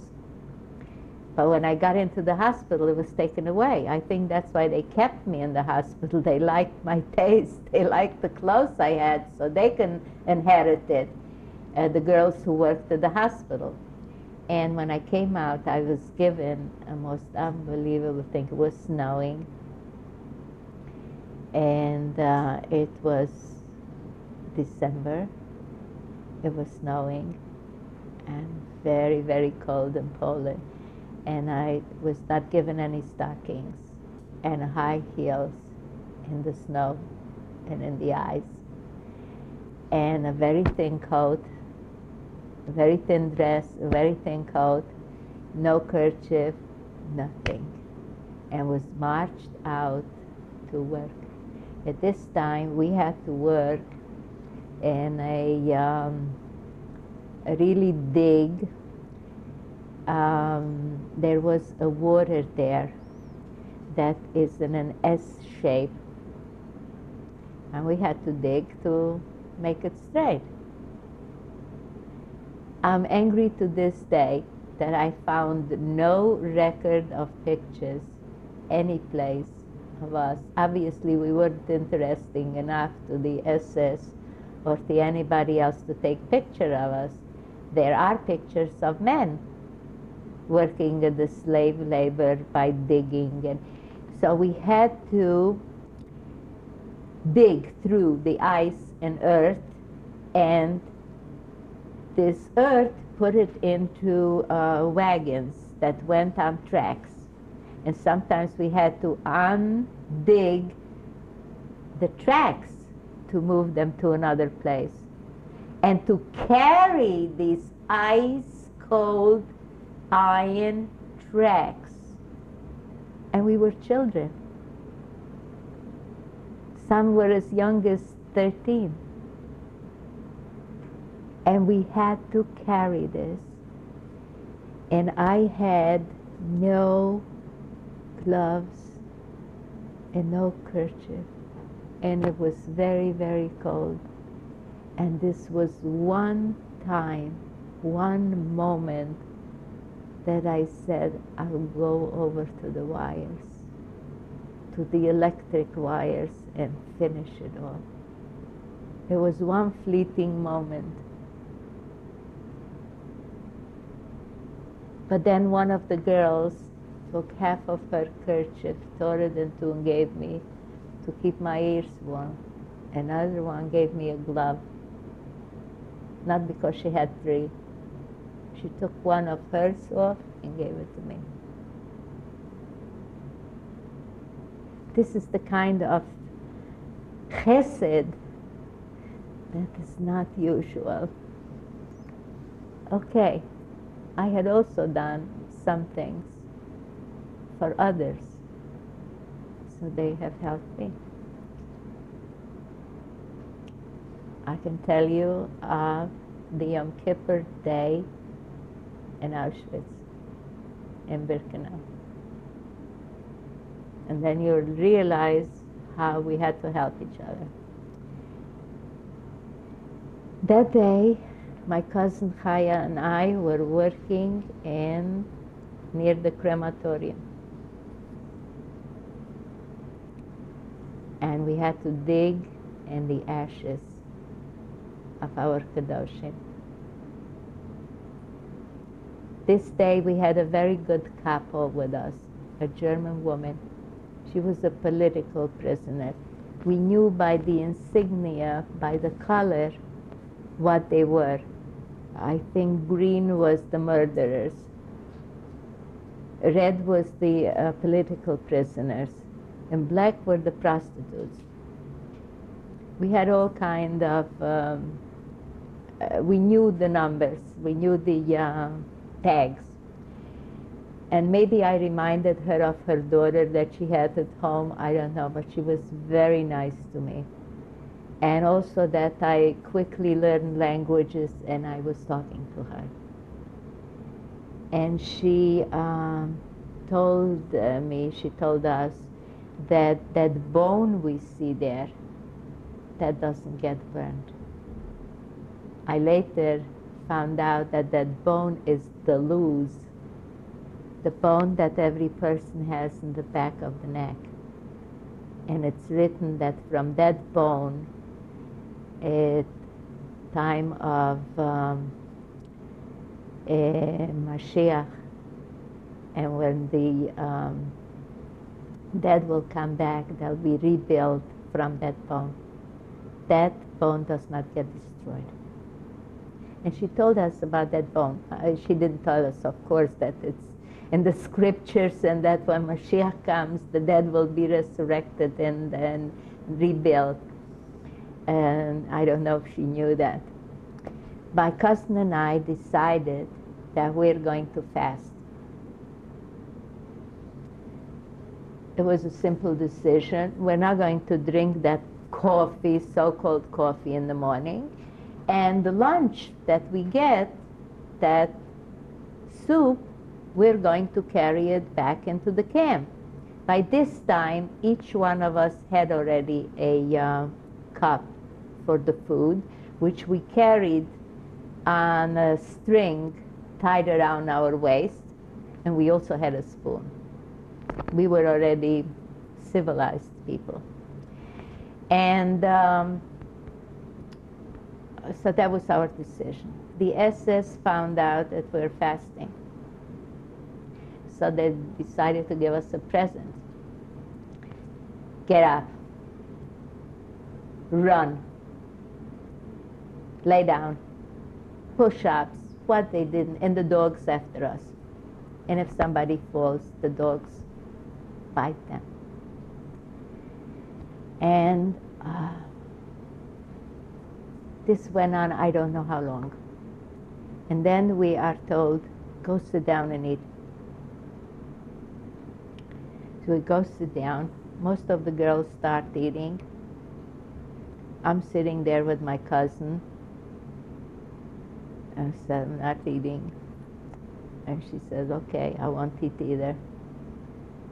Then the other girls say, what's happening to you? Why aren't you eating? My cousin says, she's much younger than I am. She doesn't want to eat, so I can't eat either. So they ask me, what's with you? I says, well, today is Yom Kippur and I'm fasting. And they said, don't you see that God doesn't want us to fast? If He wanted us to fast, He would have given us much better conditions. And I say, well, maybe He wants to see that dafka, that in spite of it, we are still going to fast. So we're fasting. And in the evening when we took that soup back to the camp, it was sour. It was spoiled because it was a very, very hot day in Auschwitz that day of Yom Kippur, 1944.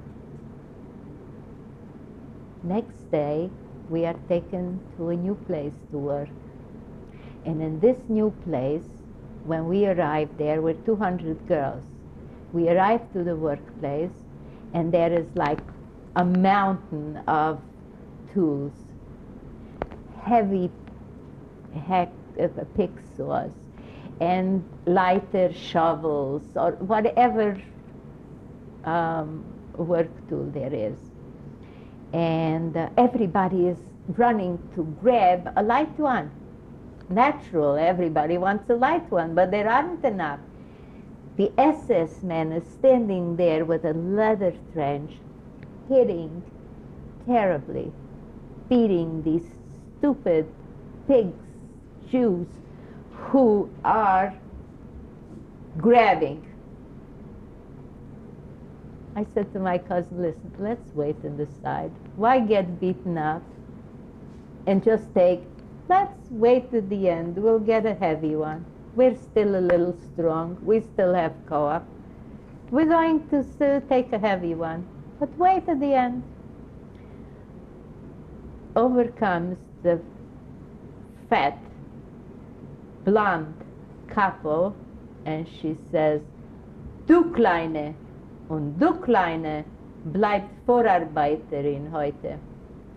You little one and you little one remain the madrichot to watch over the other one's work. I go to my cousin, you see the fasting worked already. So we are made to watch over the other people, 200 girls.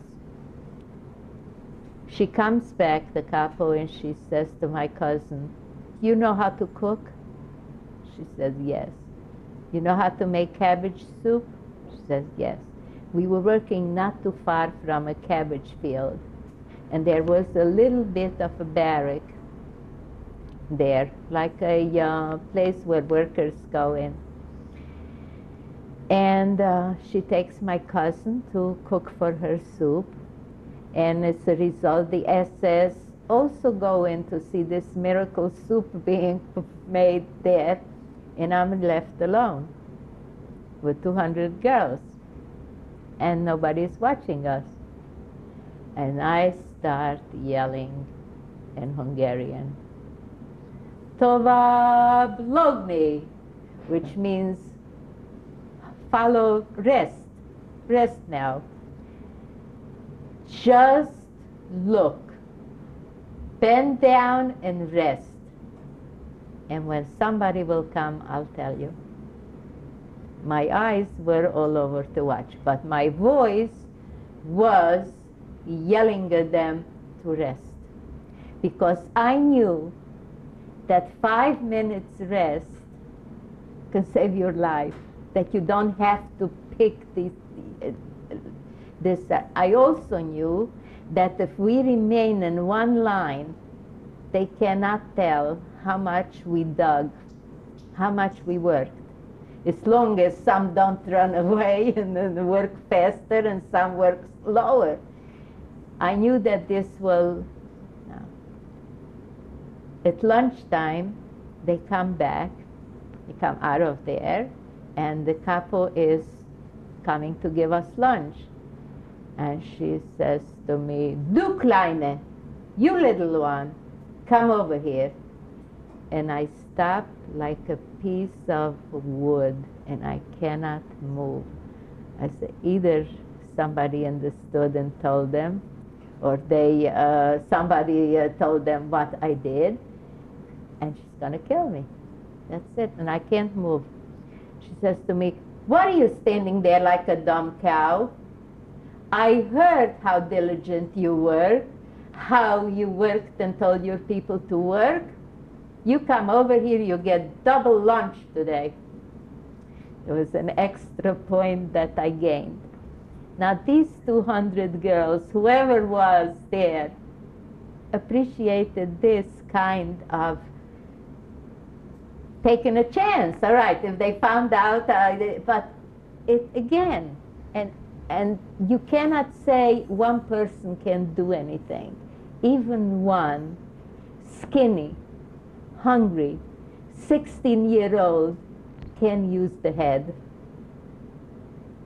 if you are conditioned to it. And if you think of the next one, you can. So when the girl gave me a piece of shmata for a tichel and the other one for a glove, I'm sure they were in that 200, in the group of the 200, or the one who helped push me out of the barrack so Mengele didn't take blood from me.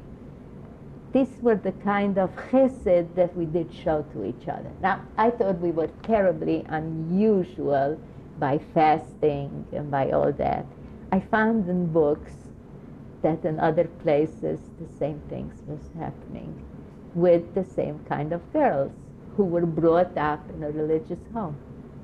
And that's why, to me, this was so important to whenever I'll have a family, give them a religious education.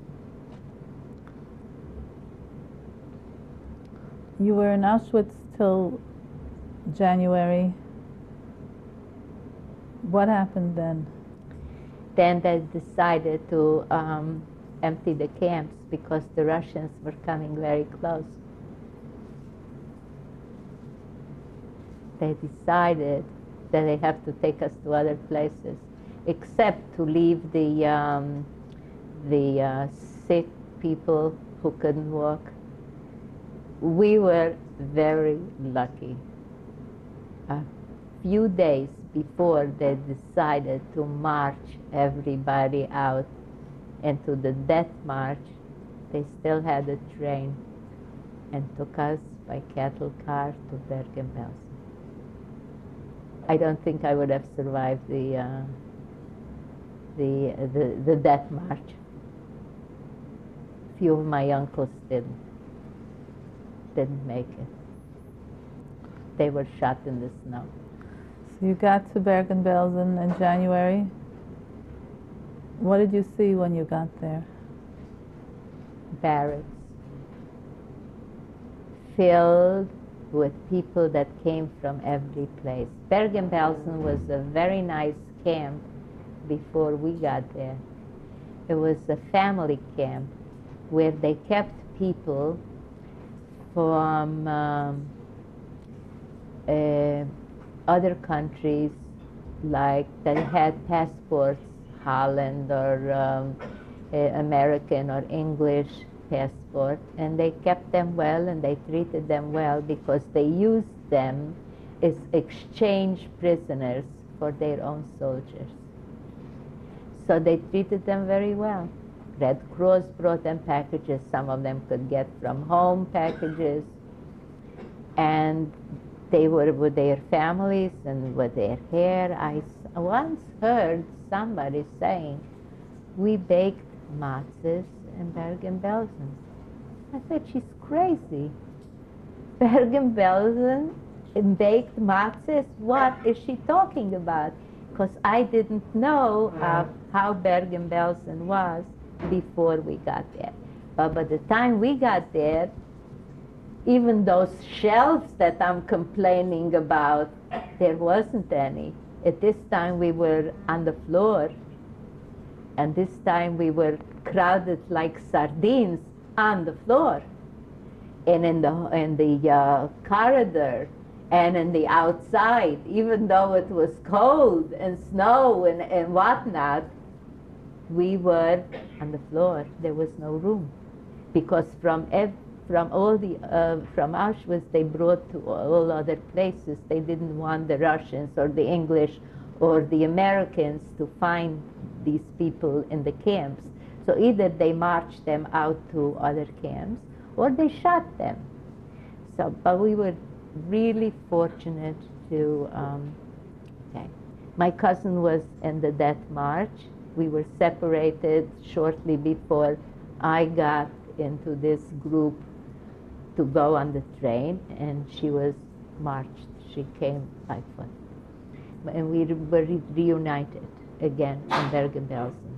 She was very sick with typhus because she volunteered to help take people to the sick clinic, to the doctor. And of course she got typhus too.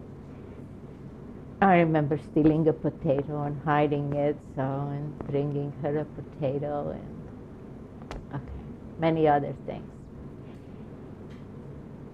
I was working in a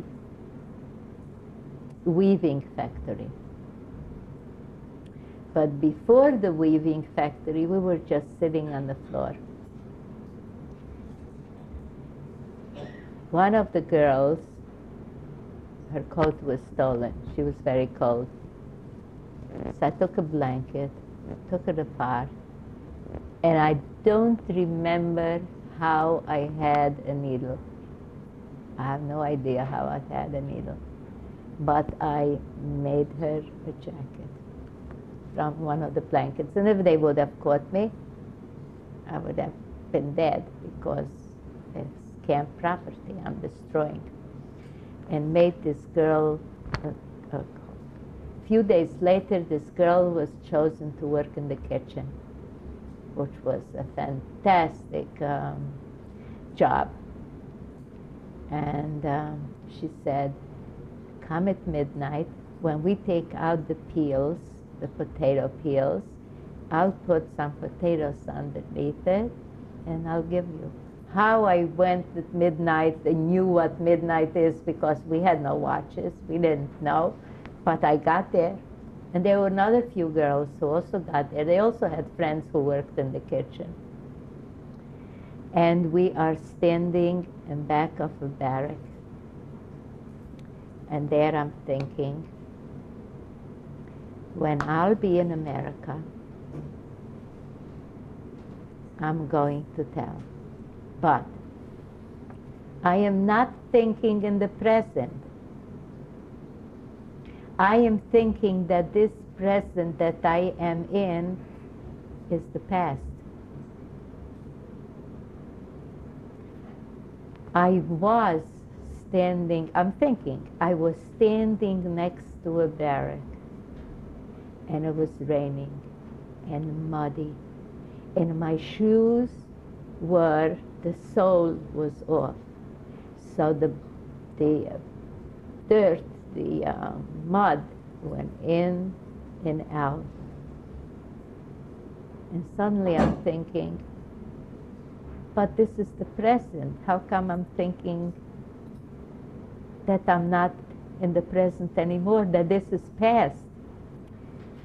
Afterward, reading the books of Viktor Frankl, I found out that the mind, to preserve itself, is doing those tricks. Like he was thinking, he also was in Auschwitz, that he is talking to his wife while going on these marches in the snow, without knowing if she is even alive, and even hearing her answer him. But that's how the mind is working. To preserve itself, it has a refuge. To the extent where, but he was already a trained psychiatrist. I was just a 16-year-old, uneducated, skinny child. But this is how I was thinking. Okay, we're going to stop now for a few minutes.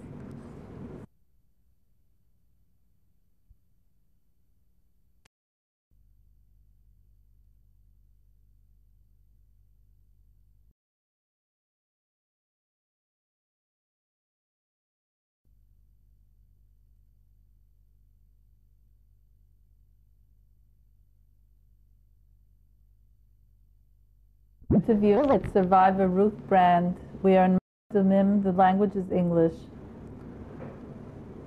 Mrs. Brand, you were telling us about being in Bergen-Belsen. Did you have enough food to eat there? How did it compare with Auschwitz? Unbelievable. But just like the Jews who went out of Egypt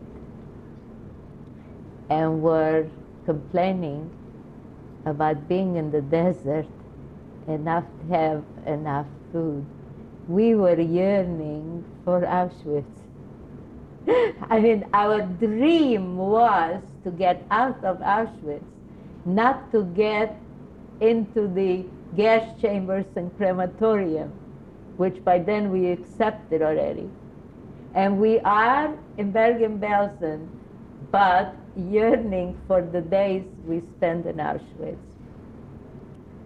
And I can only compare it to that period of the Jews who are going out of Egypt. They are free and not slaves anymore, and complaining of the desert. We got sick with typhus and dysentery, and food was less and less, and about 6 days before liberation, the SS women who were watching over us, who were really volunteers and looked very well nourished, shut off the water, and they disappeared, and there was no more food distribution. And I would say a good 80% of us were already dead on the floor. In front of each barrack, there was a mountain of dead skeletons. only the bones and the skin holding those bones together. And the same thing was inside. I was surrounded by the dead. I didn't have any pity on them. I think I envied them. They're finished suffering. Also, they don't kick me anymore. No pity whatsoever. I was 99% dead, but had 1% left in me. And one day, we hear over the loudspeaker, "You are free. You are liberated." It was the first time of the whole experience that I cried. Big deal. I'm liberated. For what? For who?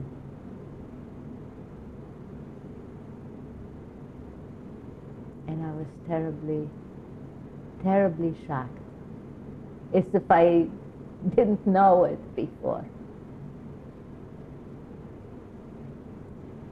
And then I went and started looking for my cousin who had been separated from me because I was already in the death camp. I was removed to the barracks in Bergen-Belsen where the dying were. But my cousin, two cousins were there, and another cousin that I was together with had been separated from me, and she was a year younger, and her name was the same as my sister's, and I was like taking care of her. We did need somebody to care for and somebody that cared for us. Otherwise, you couldn't make it. But you needed the one to tell you, get up, you can't fall down and remain dead. You must get up, you must go. And how I started to walk is unbelievable. I just picked one foot and then picked the other foot and lifted it and went till I found her. And when I found her, I had one little step to step up to the barrack, the same procedure. I put the leg up, held on to the door, and pulled my other leg up and found her. And she was already marked for taken to the hospital. The English arrived, and they immediately started by putting up hospitals, tents. What day was it that you were there? April 15th was the day when they liberated us. And the next day, they already had almost everything working, but meanwhile, they saw all these few people who are still breathing, and whatever they had in their pockets, they gave, whether it was chocolate or a can of sardines or whatever they had. And more of us died then and even before from eating, because our stomachs were not used to food anymore. They were too sick. Last year, we had a reunion of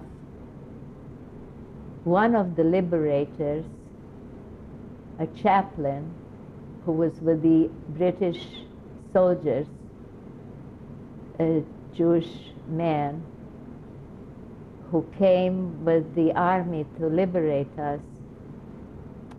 And his story was a shock to me because suddenly I saw it from the other end. He told us that it was about 17,500 who died from eating. He also told us that the English soldiers, who were not Jews, said, "For this we fought?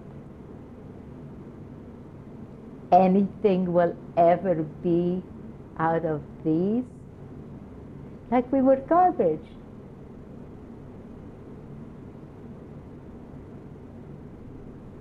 all this was completely shocking to me, to hear this. In all fairness, they took care, they tried to heal us. But next day when I came to tell my cousin, I started to encourage her, don't worry, we're going to America, we're going to our grandmother, and I heard that your brother is alive and that your father is alive, and we're going to meet them, and we'll go to Grandma in America.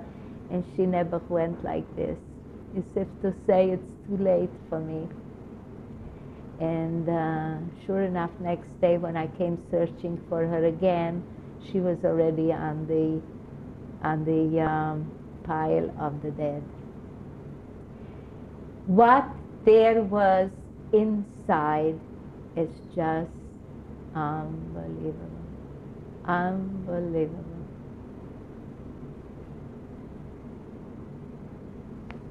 Several years ago, when I was taken to an army camp to tell on Yom HaShoah, to tell them about my experiences, the soldier girls, the Chayalot, they put on a beautiful tekes in each place where I'm asked to speak. And they put on a show and where they talked about it and discussed the problems and all. And suddenly they are showing a videotape. And the videotape is the liberation of Bergen-Belsen. And I'm completely sitting there shocked to watch this. I heard that it's existing, but I have never seen it again. I've never seen it before. And when they finish and it's my turn to speak, I said, usually at the end of my story, I try to give you a feeling, a picture of what this looked like, what this was like. And I try very hard, and it's the end of my speaking. But this time, I must start at the end. I must tell you that all these skeletons you just saw, I was one of them. But I did have 1% of life left in me. So that's why I'm still here, so I can talk to you. Then I asked the girls, where did you get it? They told me Yad Vashem. Next morning I called Yad Vashem and I said, I want the tape of the liberation of Bergen-Belsen. They said, which one, the shorter version or the longer one? I said, both of them. What happened was that there was one, Sidney Bernstein, who was with the British and the American liberators, and he decided that this must be recorded. And he brought in top people to film this. And he brought Alfred Hitchcock to really, and he brought from around the towns the mayors. And they had to identify themselves. They said they never knew anything existed. The stench was so horrible when they came in that they threw up. One of the liberators was Chaim Herzog. One of the liberators was Field Marshal Montgomery, who was a big army man, who saw war, who saw everything. But when he got there, he cried like a baby, because this was the most unbelievable, horrible thing to see. So what happened after the war? They come to England, and he is starting to show in movie houses and in a gathering this film. And they said, no, we cannot do it. It's too horrible for the Germans. They're too sensitive to this. We have them have we have them have to rebuild Europe and their country, so we can't show it. And it was locked away for 40 years. After 40 years, they finally released it. But I came across this in the most unusual way to see us through their eyes.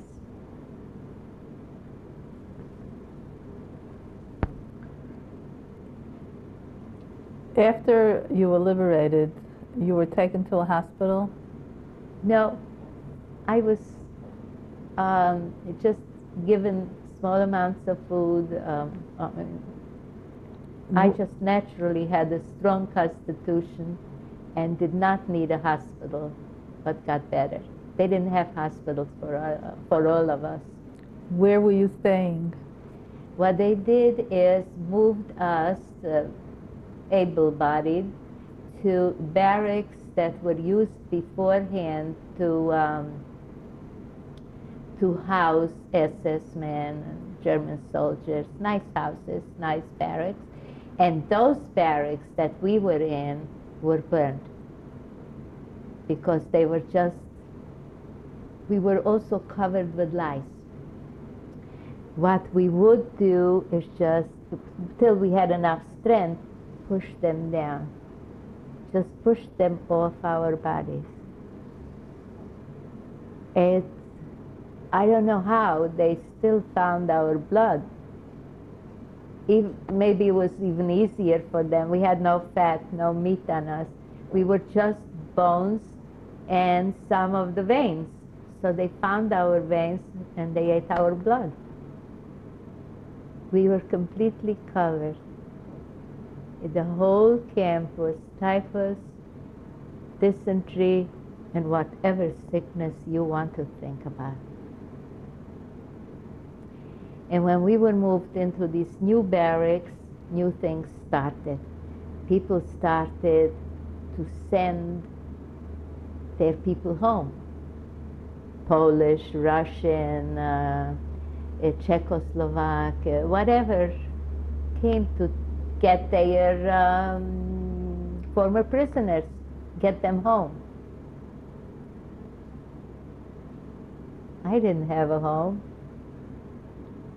Where to go home? What home?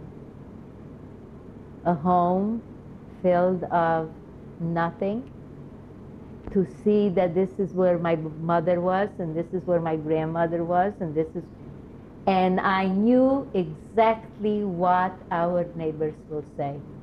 I never wanted to see those neighbors again, never in my life. And to this day, it's 52 years, I have not returned. And those who did return heard exactly the words I imagined they would say. When was the first time that you saw what you looked like? I think it was a few months after, when we already were given some clothes by Red Cross and care packages. They came in and we were given some clothes, and we already had some fat. And I was pleased, because I did not see myself as a skeleton. There were no mirrors, and not even water to peek into, and not even shiny dishes to see a shadow. I'm not sorry I didn't see it. But then in came the Swedes. And the Swedish people took the sick people to Sweden to get healthy. And I was fortunate enough to get into a group. I had two of my cousins who were in the hospital, and they were taken to Sweden. And with them together, 3 cousins, with them together, I got to Sweden. And Sweden was the most remarkable place where they really helped us get well again.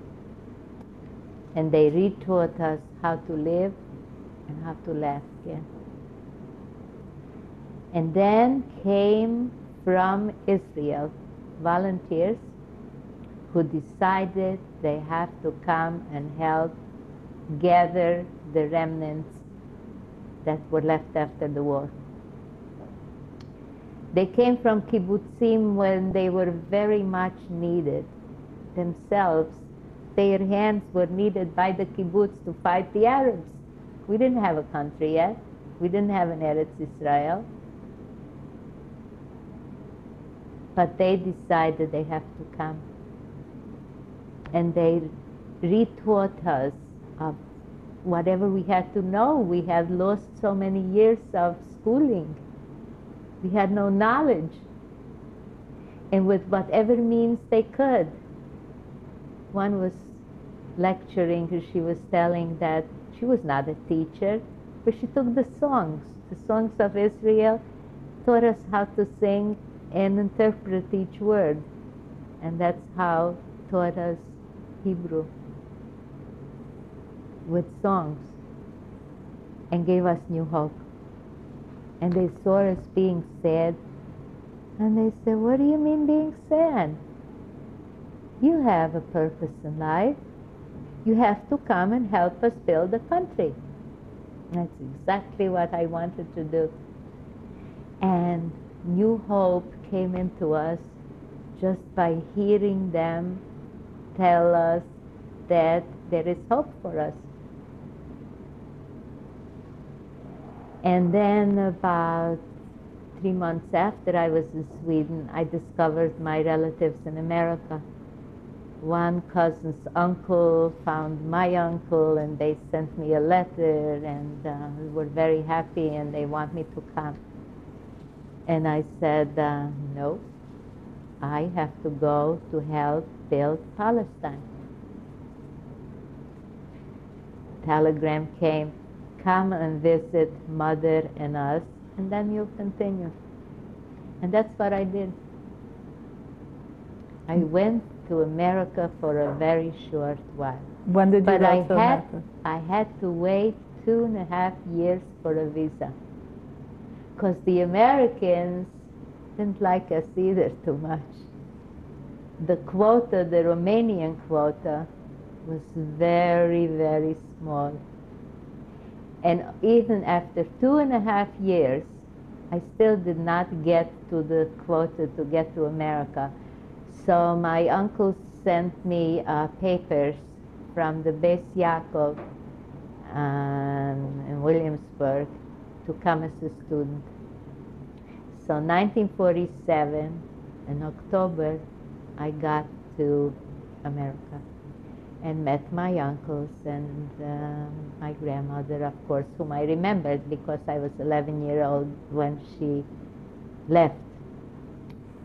And then my aunt, who was liberated, my grandmother's youngest daughter, she was liberated, and she came from France also to America. And so it was a happy reunion.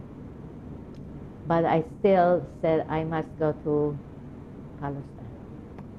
My uncle's neighbors came the next day when I arrived. They came to ask me, "How do you like America?"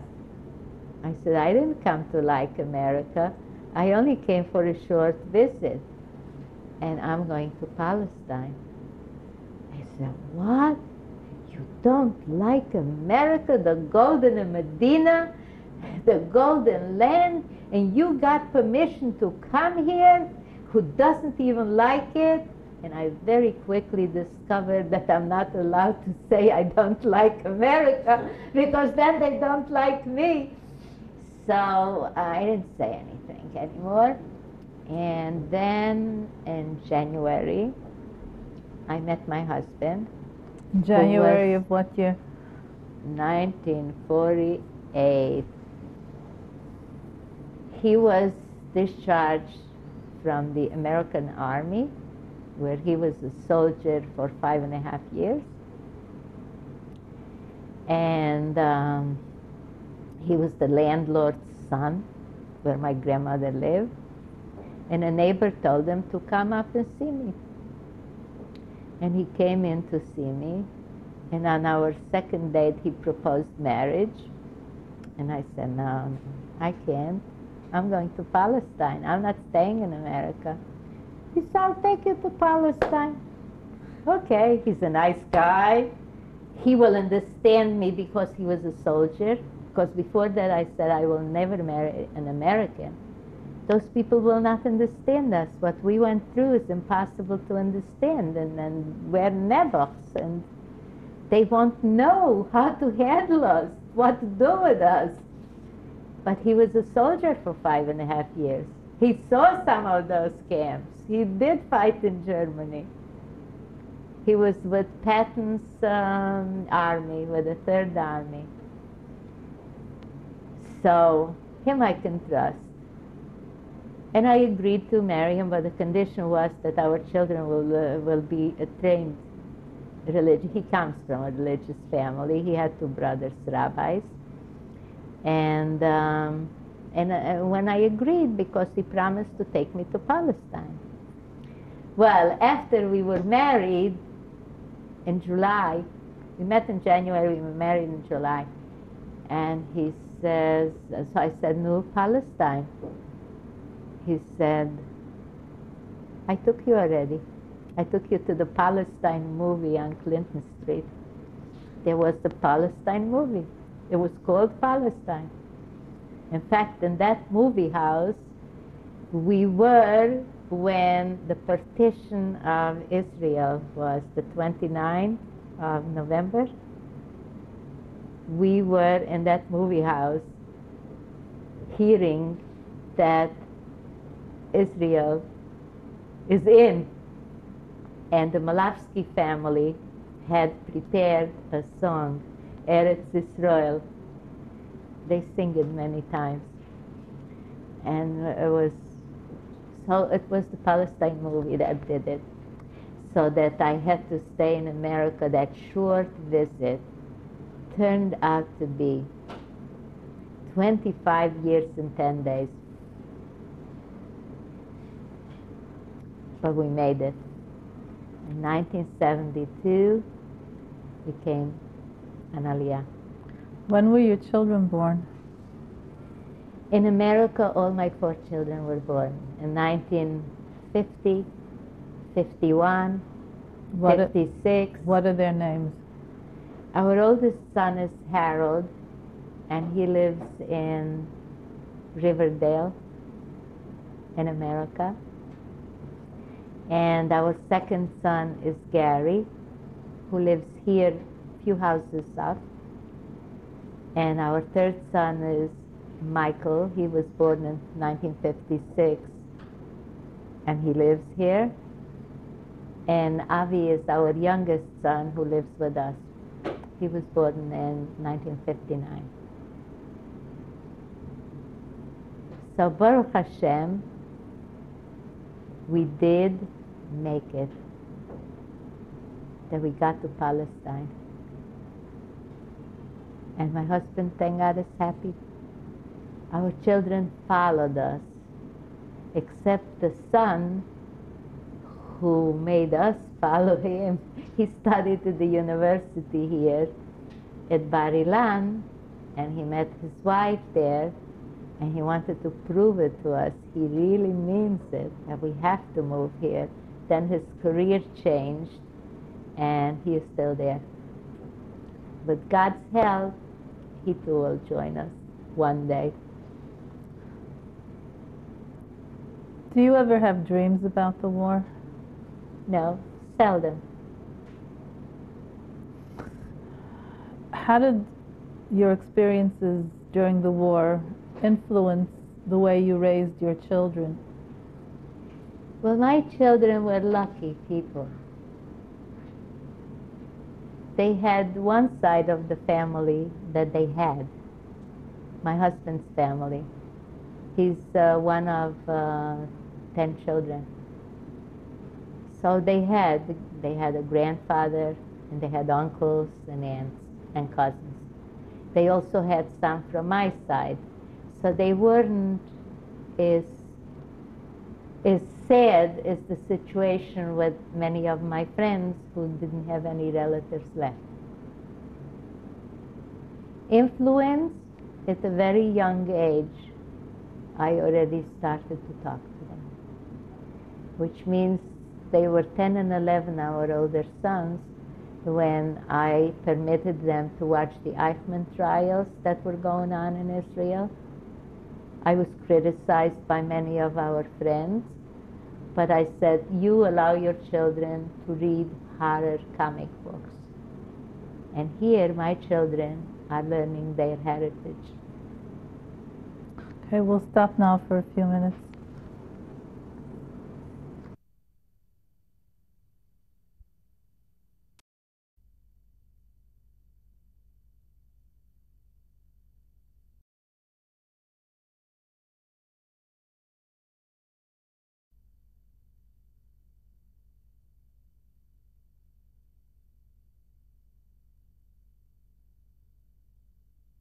Of an interview with survivor Ruth Brand.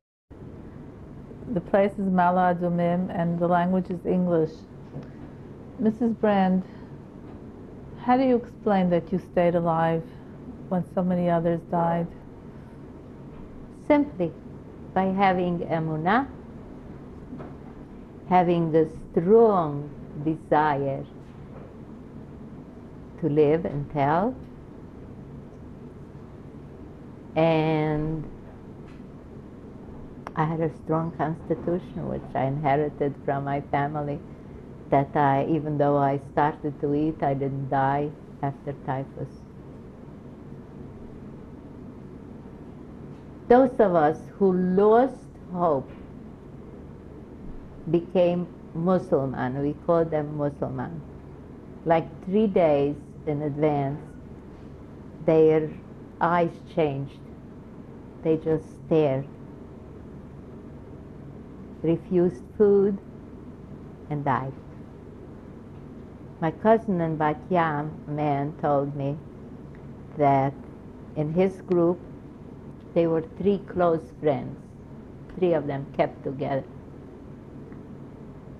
And one day one came and he said, I lost all hope, finished. An hour later he died. That's how strong that influence was.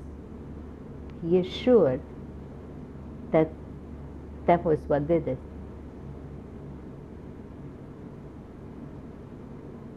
Do you have a message for the world? Be strong. Do whatever little you can, but do. That things like this should never happen, ever, ever again.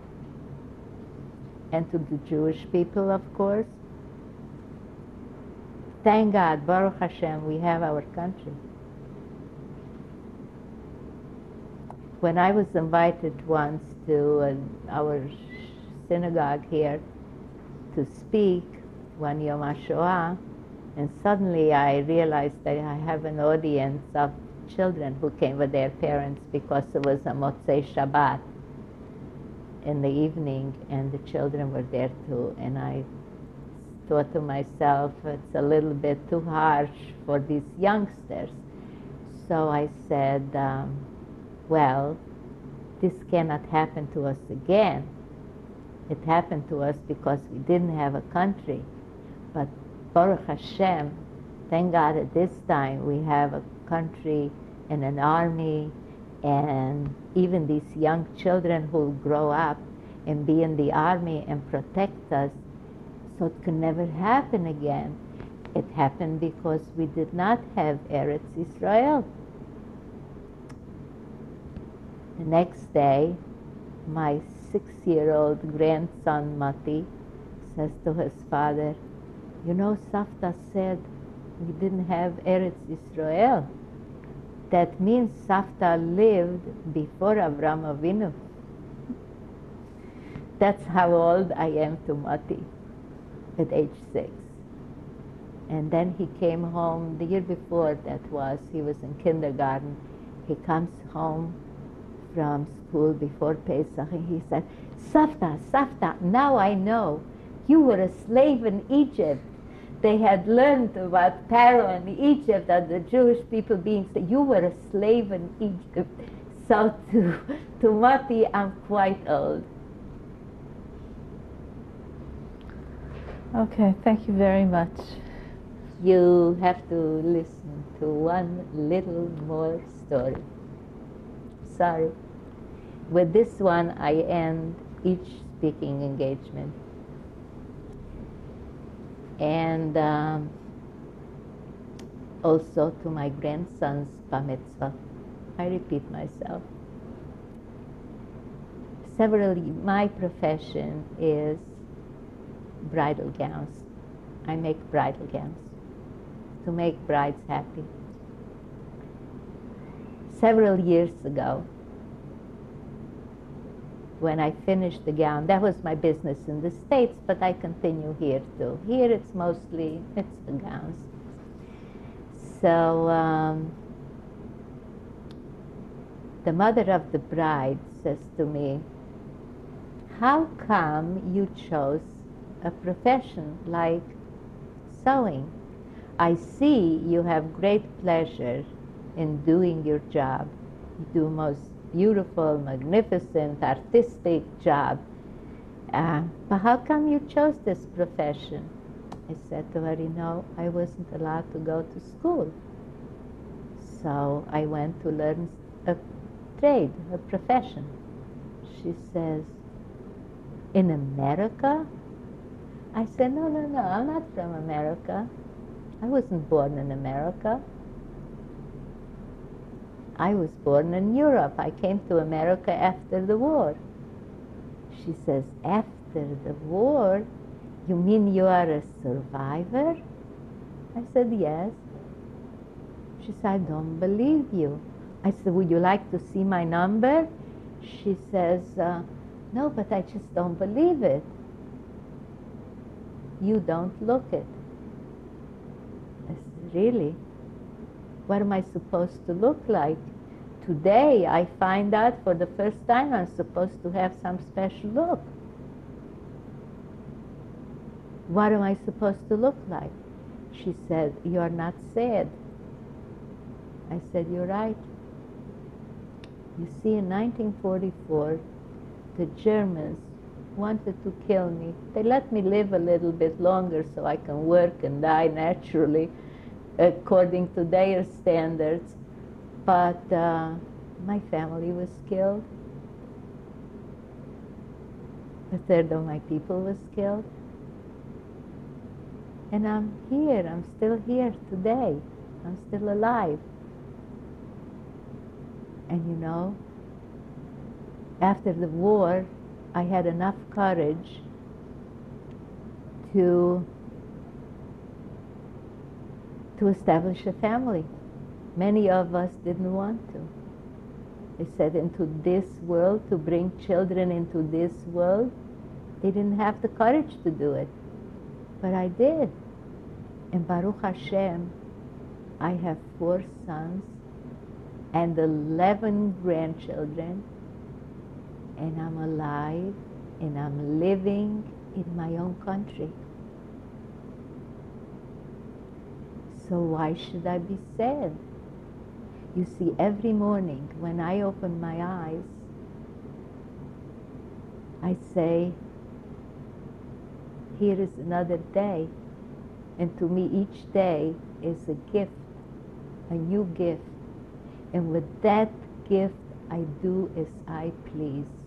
And it pleases me to be happy and not be sad. And that is my revenge. My revenge on all the people who wanted to destroy us, destroyed a third of my people, destroyed my immediate family. But Am Israel Chai. And I will not be sad. This is another of my messages. And the real real revenge came when 2 years ago I did agree finally to go to Auschwitz with 100 Torah boys. Because this time I wasn't taken there as a slave. This year time I marched in to the gate that says Arbeit macht frei. And at that gate we stopped and I said the bracha of in this place a miracle happened to me. I remained alive. And many of the boys came over and said the same bracha. In this place my grandfather or my grandmother had a nes happen to them, a miracle that they remained alive. And we came there with a Sefer Torah, and we came there with our own flag. And this to me was the greatest revenge. And when we stood at the same crematorium where I had to dig the ashes on Yom Kippur Day in 1944, and we all lit candles, and we did say Kaddish, and I mentioned all the names that I could remember of relatives, of uncles and aunts and cousins who went up to heaven from that place. It was another one of the revenge stories. And I am probably going back this Pesach again because they want me to go this time with 200 boys and 200 girls to have more revenge. Because this rabbi who went with us, who organized the group, told me that when these young people came back, they were changed people.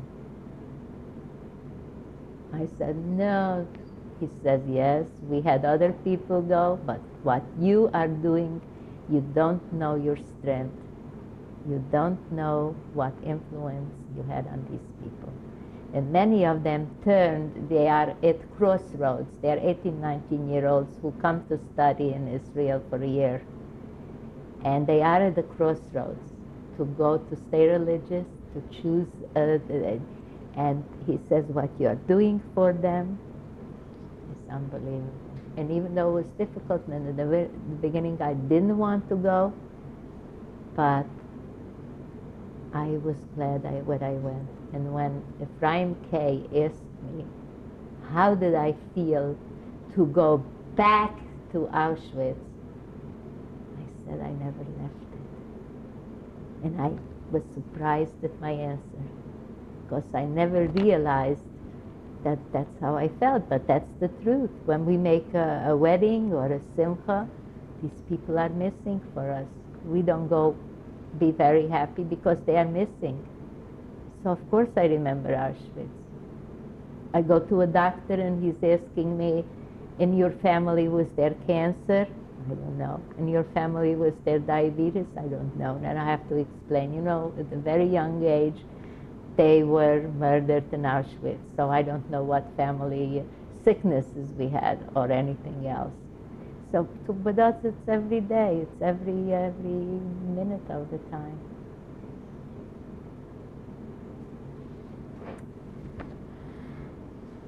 Okay, thank you very much. Okay. These are my parents, their engagement in 1927. And the pictures I found at my uncle's in America. They had the pictures. Your parents' names? My father's name was Mordechai and my mother's name was Gitza.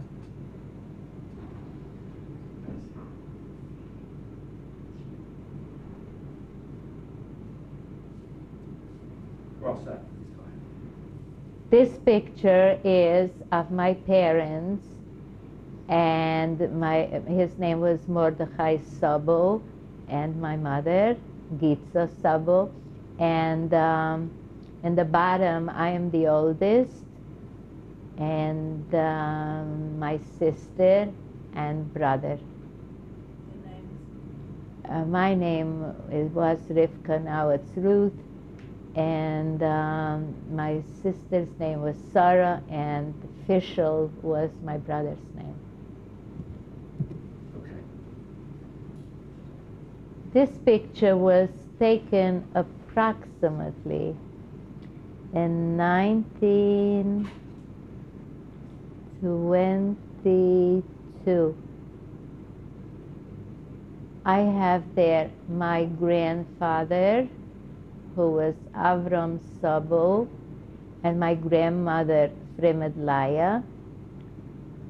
Top left are my uncle Louis and his wife Jean.